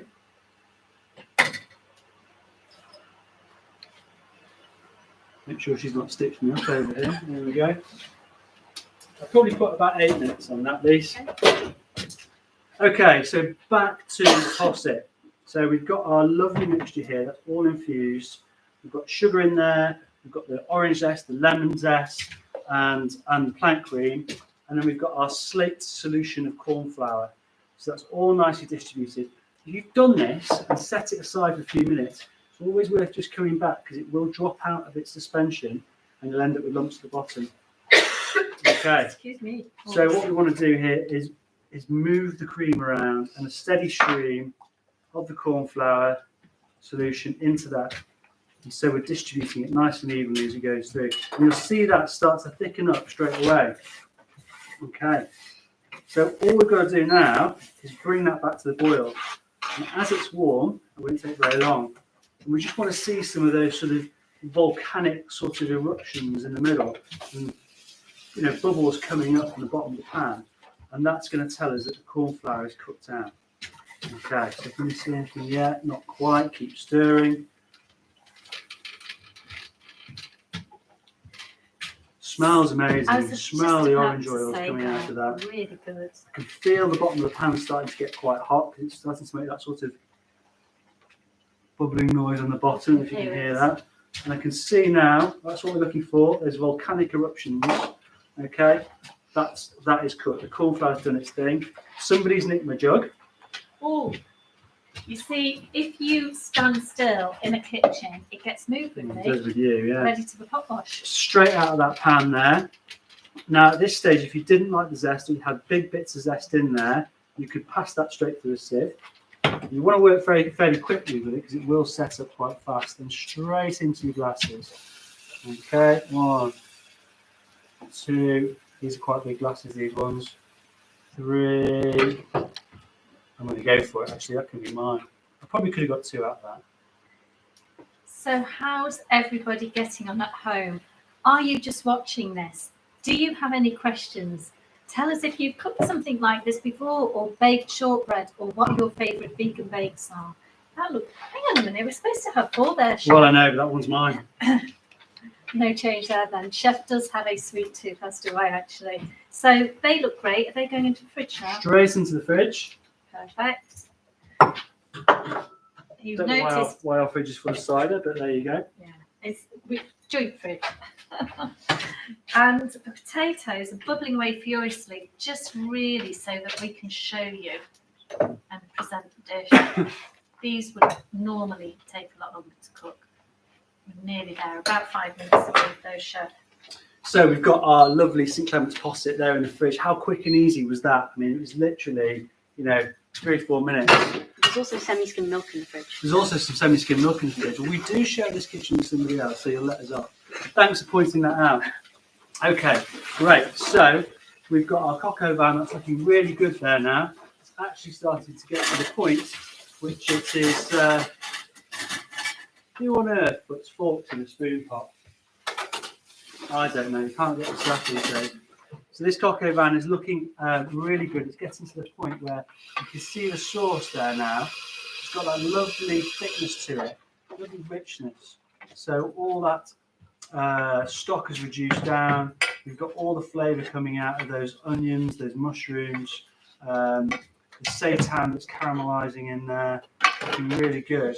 It's worth taking a minute just to flip some of these bits over and making sure they get a nice even coating. But I think that coq au vin is pretty much ready to serve. Now, you can have any steamed greens with this dish. We love kale, so I'm actually going to steam this in our Thermomix. Oh, we've got a question coming in. It's a comment from Gina. Just watching today, Lisa and Rupert, enjoying being able to listen intently, finding it also interesting, thank you. I came along to one of your courses and I'm slowly being converted. Oh, bless you. nice. Thank Very you, nice. Gina. Gina, I think if you're the lovely lady that we met, I think it was Thursday, then I know who you are, and you've told me where you live, and I know that you're an avid baker as well. So hopefully we'll touch base again. And thank you for tuning in. It was lovely to meet you. If you are the lady, who I think you are, who we did a face-to-face cookery lesson with on Thursday. So I'm going to get some water in to steam the kale, actually. That is delicious. Have you been testing it? I've tested it. How I've was the checked fork, it. by the way? But no, it's really got that Yeah. richness of flavour, and you can tell. I'm going to say the C word again, caramelisation. What are you doing on that side? Well, I'm about to put some water in, actually. You can really tell that the time and effort and energy that's gone into preparing those ingredients, those vegetables, and getting those that caramelisation on there, combined with the flavour of the red wine, the herbs, we've got that rich coq au vin sauce, which is just what we're going for. And actually, I would say that sauce is almost indistinguishable from a classic coq au vin. So I'm going to use my Thermomix as a spare kitchen function to actually steam the kale. We actually also like to saute it in oil, but actually just to keep the hob clear, I'm going to put this on. So if you have to excuse me, I'm leaning over now. This is a really simple way of steaming veg, and I use my thermo a lot doing this, I have to say. Right, I'll get this in. So just while Lisa's doing that, I've checked the potatoes, and they are looking good. So the knife is coming out without any resistance. Yes, they've been cooked a little bit more quickly than I would have liked. But I can see that they're completely soft right the way through, so they're ready to come off the heat. I'll just wait for Lisa to come out of the sink. Okay, so I'm just going to put some water in. Now, I love kale. We have greens with everything we eat anyway, but we have a beautiful local supplier, and she grows all of her own veg called Veg and Petals. She supplies us with pea shoots, with edible flowers, and if you can work with local suppliers, it's so much better. So Alice dropped this kale off. I'm going to get you to prep it, actually, Chef. So, good little hack for making mashed potatoes. Always take the time to let them steam a little bit. That is the excess moisture coming out of the potato. You want your mash to be, or your potato before you mash it, to be fairly dry.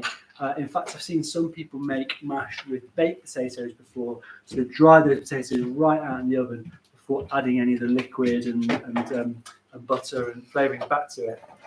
I quite like to make an olive oil mash. So I'd use olive oil, a little bit of plant cream. I'd infuse that first and bring that up to temperature, and then mash my potatoes and combine all those ingredients together.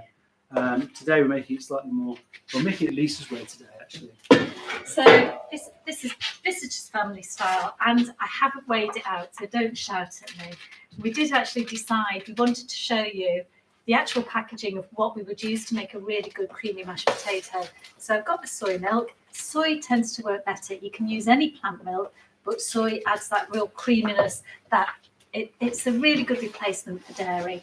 I've got a little bit of cream left from another recipe that I've done. I don't like to waste any food, so I'm going to use that. I use mustard powder in a lot of things. It's all about getting flavour layers in. So some Coleman's mustard, and then we've got some plant-based butter. I've just put a big dollop in there. I think I put 75 grams on the recipe. You can have it as creamy or a little bit drier as you like. You've got to go with your own texture. How are we doing there, Chef? That's looking really good. What did you put on it? 8. 8. I'm going to give it the extra 2 or 3. Okay. Can I just say, with shortbread, you just want it golden. Do not be tempted to cook it beyond blonde, because it will start to firm up and go too crispy. It will. So we're just going to prep some of this lovely kale Okay. here. This has been washed, but the easiest way to prep kale is just to grab the leaf so that you've got, so if that's the leaf like that, it's the open side, fold it closed, get your hand around it like that, and then just pull the stem out the back of it, and that will take anything that's woody out and leave anything that's edible behind. So that's the easiest way to do it. So just fold that leaf over. It's also the quickest way to do it. You can do it with a knife if you like, but it's absolutely adequate to do it this way around. This is absolutely gorgeous when it's been washed, which this has, where you just drizzle a little bit of olive oil, some salt and pepper, and massage it in. Not too much oil, or you can make any type of dressing. And it's the most amazing salad, isn't it? Yeah, and this will only take a couple of minutes to steam as well. Yeah. And if you have any of the salad left, then you can even cook it in the oven the next day and crisp it up. It's really worth, if you're on a plant-based diet, taking the time to find those local growers, those local producers. The quality of the ingredients that you're going to get from them is going to be far superior to what is in the supermarket. Whether you're on a plant-based diet or not, you absolutely want to maximise the nutrients that you get in your diet. And by getting really fresh, really great, locally grown produce, you're absolutely going to do that.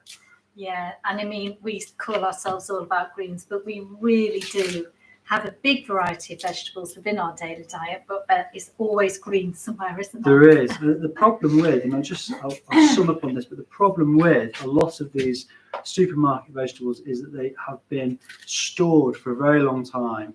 They've had a long journey from wherever they've been grown, quite more often than not, and quite often packed in plastic, which also has a negative effect on the actual vegetables themselves.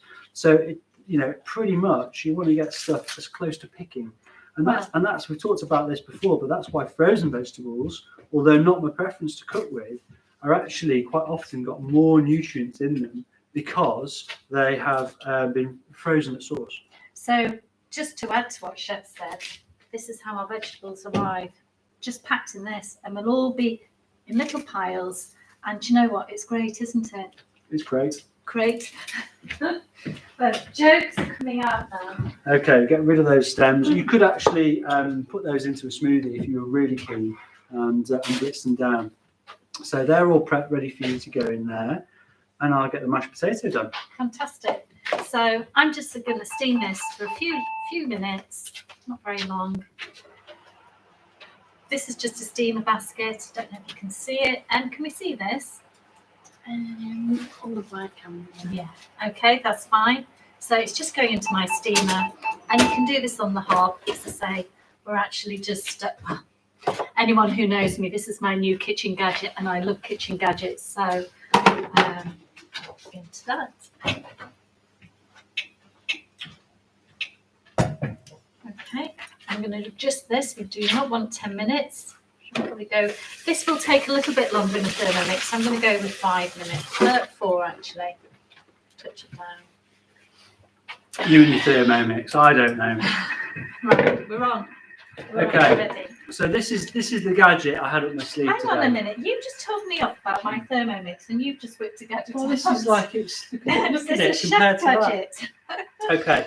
Anyway, so this Okay. is a mouli, and it's really good for mincing things down very finely, particularly potatoes. I would highly recommend, if you like mash and you make a lot of mash, get something like this for the kitchen. It's going to take out all those lumps and bumps. You can also get handheld potato rices as well, which you put potatoes in, you sort of squeeze them through a bit like a garlic press. They're also very good. So this is a commercial version then? Well, yes, it is. But I think this is about 30 or 40 quid, something like that. Yeah. So if you make mash a lot, it's really easy. If you're making mash for a big family as well, how long do you spend mashing it in the pan? Not very long if I've got to. Well, that's very true. You get the job. Don't forget to take the bay leaf out. Can I just ask you something? Yeah. So once I've cooked the potatoes, I would often pop them back in the pan and just heat them up with nothing in, just to dry any moisture off. Do you need to do that? Well, that's what I did. That's I okay. put it over the pan in the sieve. Moisture's coming out the bottom, and the steam is coming off the So top. we've dried The them. steam is they're still drying as you speak. The steam's coming off there. Perfect. Do you want to sort that pan out very briefly while I do this? Okay. So it's ready to make the mash in? Yeah. Okay. Great. Okay. So really easy. You just spin that round, and the mash comes out the bottom. Couldn't be better. Right. On that note, Is it all going on, Chef? it's all going on. It's all going on. Just save the shortbread. Now, what we didn't bring today is some sugar. Fortunately, I've got some spare. Great. So what Chef would like to do is actually sprinkle some sugar on whilst it's still warm. Yeah, so that's just this lovely, really blonde, sandy texture, and we're just going to sprinkle a little bit of sugar on top of that. and that'll stick to the outside and give you that classic shortcake. And you can see I've actually had a little nibble off that. And I can see the inside there, it's sandy, it's crumbly, it's got a little bit of softness to it, and that tells me that it's cooked, and that's going to set up as it cools. Okay, so I've got some spare sugar here, thankfully. No pressure. Wonderful. So this is just granulated sugar, but you could even use a vanilla sugar, which would be amazing, wouldn't it? Yeah, well, if you've got some of that orange zest infused sugar, that'd be quite nice as well. A little bit over the top, and just let that cool. Okay, so you've got pan washed here, Back to mash. back to mash. It's all going off now, Chef, isn't it? How are we doing for time? 22. So, you know, yes, we have been in the kitchen since 11 o'clock, but this will feed us for at least a couple of days. And do you know what? What a nice way to spend Sunday morning. Yes, really good. Okay. All that potato for you there. So much easier and so much more consistent. I'm just wondering who's going to be washing this afterwards, and I think I know the answer to that one. Mr. Dishwasher down there. Okay, make sure you get it all through. So when we had a catering business, you would still use this when you had litres and litres of mashed potatoes. Yeah, well, you can actually, we actually had an enormous one, so you can get them like this huge. and put it over the stock pot. Yeah. But look at that lovely mashed potato there. It's completely lump free, and it's well, perfect. So we just need to get some. Well, I'm going to let you do that because you're doing it home style mash here. Yeah. It's a little tidy up. Yeah. And but what I would normally do is I'd actually make a mixture of cream and oil. Yeah. I'd infuse that with rosemary or bay leaf or whatever else, and then I'd mix that into my mashed potato. But I'm going to let you do this home style because it's your recipe. Okay. There we go. So I'm just going to add everything in now. Great. I would normally mash the butter and that in, so I'll just probably stir it. That will just melt in nicely. Yep. Okay.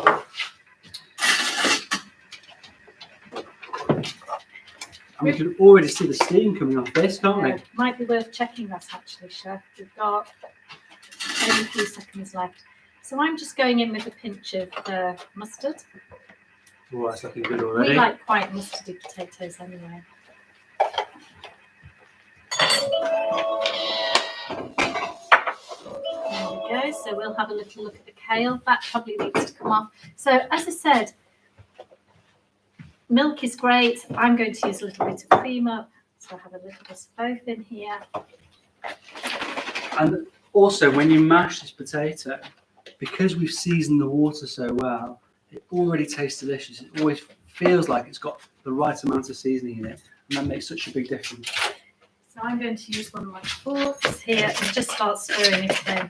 Now I haven't put any butter in this yet. It's really creamy actually, really, isn't it? In terms of texture, you don't actually need the butter in, but I'm going to put it in for flavour. Plant butter is different to dairy. You don't get that same creaminess, so just be a bit light with it. Okay, I'm going to tidy up while you're doing that. Yeah, that's really nice now. How soft do you want the mash, Chef? Oh, we want it lovely and soft. You don't want it too firm. No. So Chef's going to use a piping bag, I think, for this, are you? Or are you going to rocher? So once you've done that, I'm going to get it all in the pan and give it a really nice beat so it's lovely and smooth. Great, okay. Ooh.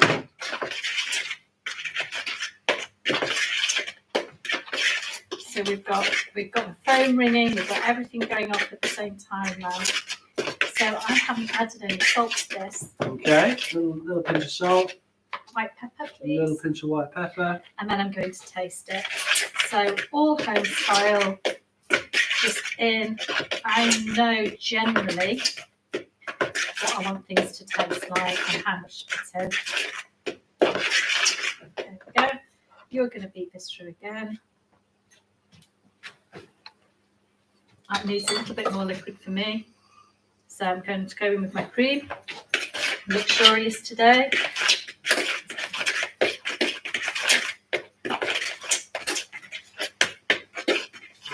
How's everybody doing at home? That looks good. So I think we're ready there, Chef. I think it needs a little bit more salt. Yeah. Okay. So what I'm going to do now to get it to a nice smooth consistency is I'm going to pop it back into a pan. Put the pan over a medium heat there. And this is where you really take your mashed potato to the next level. Because what you find is you really want to combine and almost whip in that that fat and that flavour that you just put into there. And as you get that little bit more heat into it, it starts to go really lovely and smooth. And if you want a pomme puree, so Lisa's made there a really classic mashed potato, and that looks great. If you want a pomme puree, you're starting to think about working the starch a little bit and getting a little bit more liquid into the pan. And so you get that really lovely, smooth, silky potato. And it takes it from mash, which you've just made perfectly, to that next level. The mash is quite firm, quite rustic. It's what we're used to eating at home. Pomme puree is definitely restaurant style. I just want to show everybody at home this because I know it's going to overcook. And take the lid off for a minute. So I don't know if you can see that. Kale's nicely steamed now. It's perfect. It's not overcooked. And I'm just going to leave this to rest. Okay, so I've just got a little bit more butter in there, a little bit more cream. Typical chef. Yeah. Plant butter's going in there, a little bit more cream in there.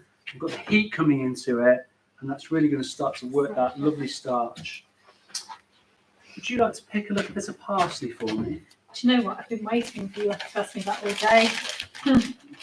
I thought you were going to ask me to get the piping bag out, so I do try and read chef's minds and get organised. Well, this is the nice thing about working as a pair, cooking with a friend, children, partner, whoever, you know, it makes it a family experience, but you can also be a bit more efficient with the prep. Adding a tiny bit more soy milk to that. Are you going to chop this, chef, or do you want the leaves whole? Yeah, I'll chop it. Yeah. Okay. You will find that with Chef Rupert and I, we feel very discombobulated when we stand on the opposite side. We're a bit like Ant and Dec, so I feel really strange now standing here. So can we see how lovely and smooth that mashed potato is? And we start to get a bit more heat into the pan, and it doesn't stick to the sides. It sort of becomes its own entity. And it almost becomes a bit like a choux pastry or something like that. We just work it a little bit, and it starts to take the texture to the next level. And actually, if you've got a good silicone scraper, you can actually start to just create a little quenelle of it, a little rocher of it, like that, and do a really nice presentation.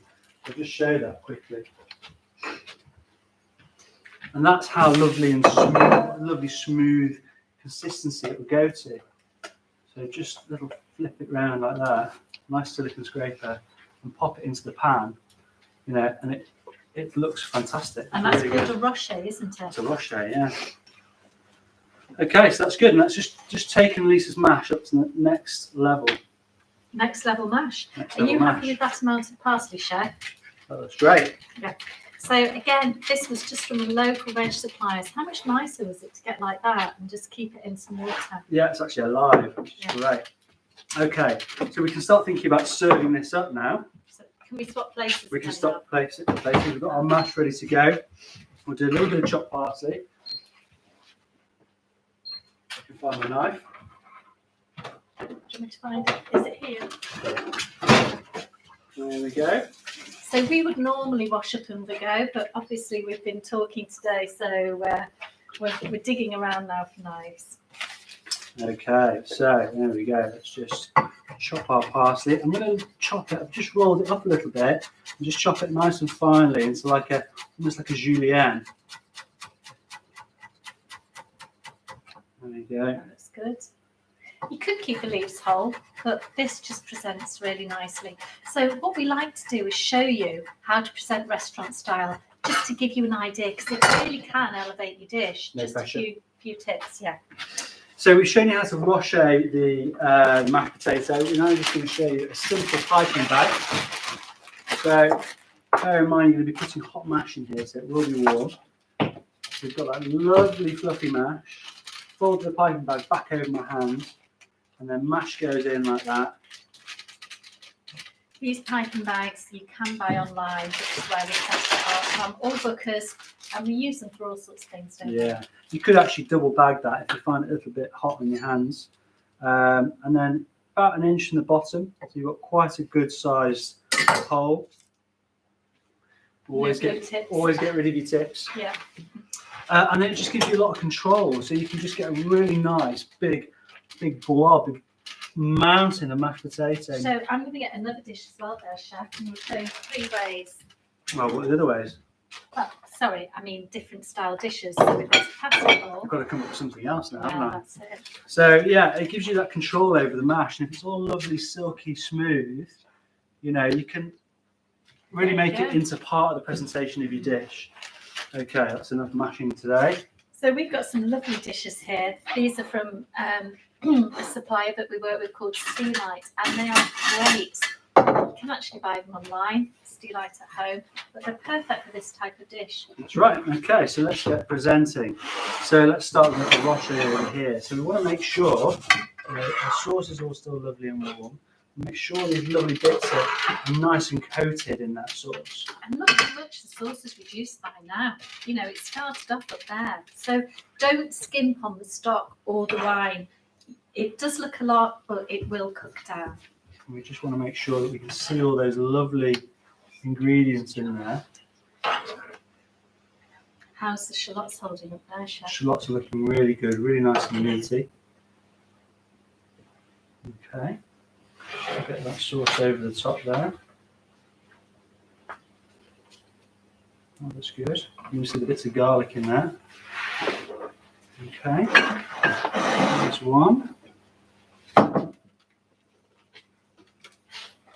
So you're using a small tablespoon to do that, aren't you? Yeah, it just gives me a bit more control, really. I think that's, you know, you've gone to all this effort to produce those, prepare those vegetables in a really considerate way and put a lot of love into it. And then, you know, it's worth just taking the time. Do you get that? No. It's worth just taking the time to present it nicely. And it's a paysan dish. It's a rustic peasant style dish. You know, this would be using cheap cuts of chicken and Usually on the bone. And you know, but it can be elevated and done really beautifully. And the reason that I've chosen 3 dishes that I've wanted Jeff to present is just to show you the different ways. But do you know what? You could put this lovely pan directly onto the table with a nice bowl of mashed potato and a kale, and everyone could dive in. The nice thing about this is we can see all the lovely ingredients that have gone into it. And we've got this lovely rich sauce to go around the outside with. Around the outside.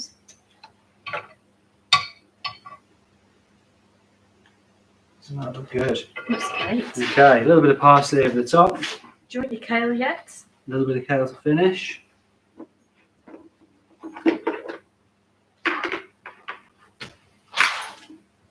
That looks so good, doesn't it? Really good. Okay.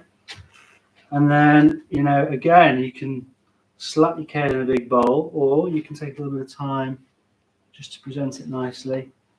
And give it a bit of a thoughtful position on the plate. The nice thing about steaming it here is we've still got those lovely big leaves intact. It's not all fatty from being sat in the stove, sat in the pan. Really healthy as well. That looks good. In fact, do you know what? The dish isn't too unhealthy full stop, is No, it? not at all. No, not at all. I'm not sure that really needs anything on top. It looks so good. So you've gone for a plush of kale there. A little pushy kale for garnish, yeah. Full of flavour. Really good. A little bit of salt, Chef. Oil. I don't think that needs anything actually. No? I'm Good quite to happy go? with that. Yeah. Hang on Really a minute. good. Chef's happy. So there's our coco van. That's looking really good. I can't wait Yeah. to get tucked into that. So shall I get rid of this board, Chef, and we'll go with the desserts? Yeah, absolutely. So you probably want to let these set up a little bit longer. But you can see already they've got an elasticity to them. So they're going to set up really nicely. You probably need another hour in the fridge, those. We're not going to make you wait for an hour.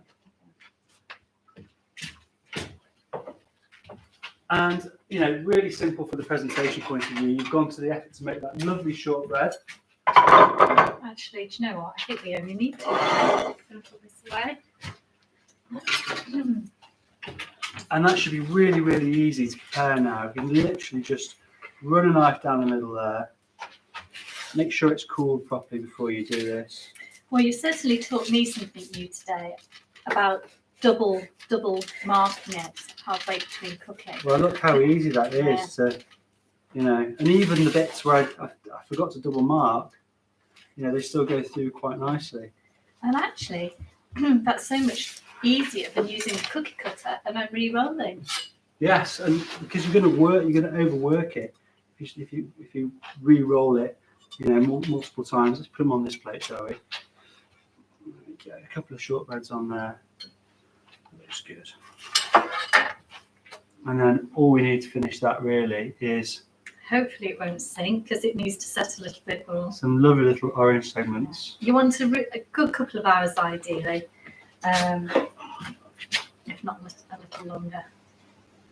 And then you can just carefully garnish it around the outside.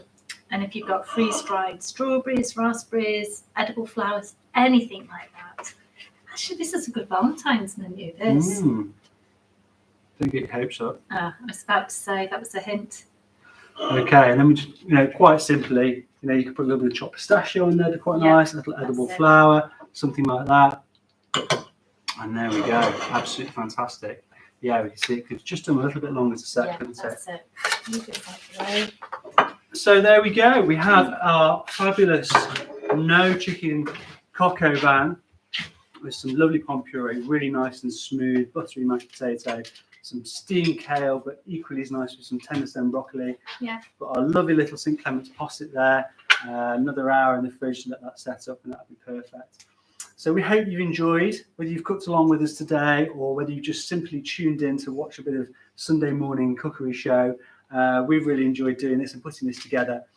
This is just the start of what's going to be a lovely series of cookery lessons that you'll be able to tune in and watch on a regular basis. We're going to be having at least one Sunday sort of technical baking dessert cookery lesson, and one on a Monday evening, which is going to be more of a lifestyle, you know, cooking a dish. Yeah, I think to tie it in with Meat Free Monday, but the technical one, certainly, if you are a proficient cook and you love to bake, we'll be focusing on that. Breads, desserts, which are slightly different to cakes. Something where chef will go through the techniques as well. Do you know, I still, and I've worked with you for a lot of years, still learn new things when I watch him cook, which is fantastic. Our ethos is we love to cook classic dishes with a plant-based twist. So please send some suggestions to us. You know, we know what we like. We used to love eating coq au vin. This is a vegetable version of it, you know, and how fantastic. So you can come across to our website. You can join the club for free. You'll get notifications for free. Are you feeling all right? You can join the club for free, and I think I might join actually. You will get notifications and updates and all the relevant information about these cookery lessons. We also do have a subscription option, and you can subscribe for a very low amount each month, and you will get our cookery lessons for free. You'll also get access to our amazing plant-based mini courses, all professionally filmed content teaching you tips and tricks of plant-based cooking. Yeah, we did actually film 63 recipes back to back over 7 days. During lockdown, During wasn't it? lockdown, Yeah, great so fun. no rest for us during that period. So, you know, when you sign up, you'll get to see all the classic techniques based on your course at Leeds, actually, that you learnt. But obviously, it's all plant-based, which is great. Thanks for taking the time to tune in today. For those of you who've been on the 21-day challenge, I hope you've enjoyed it.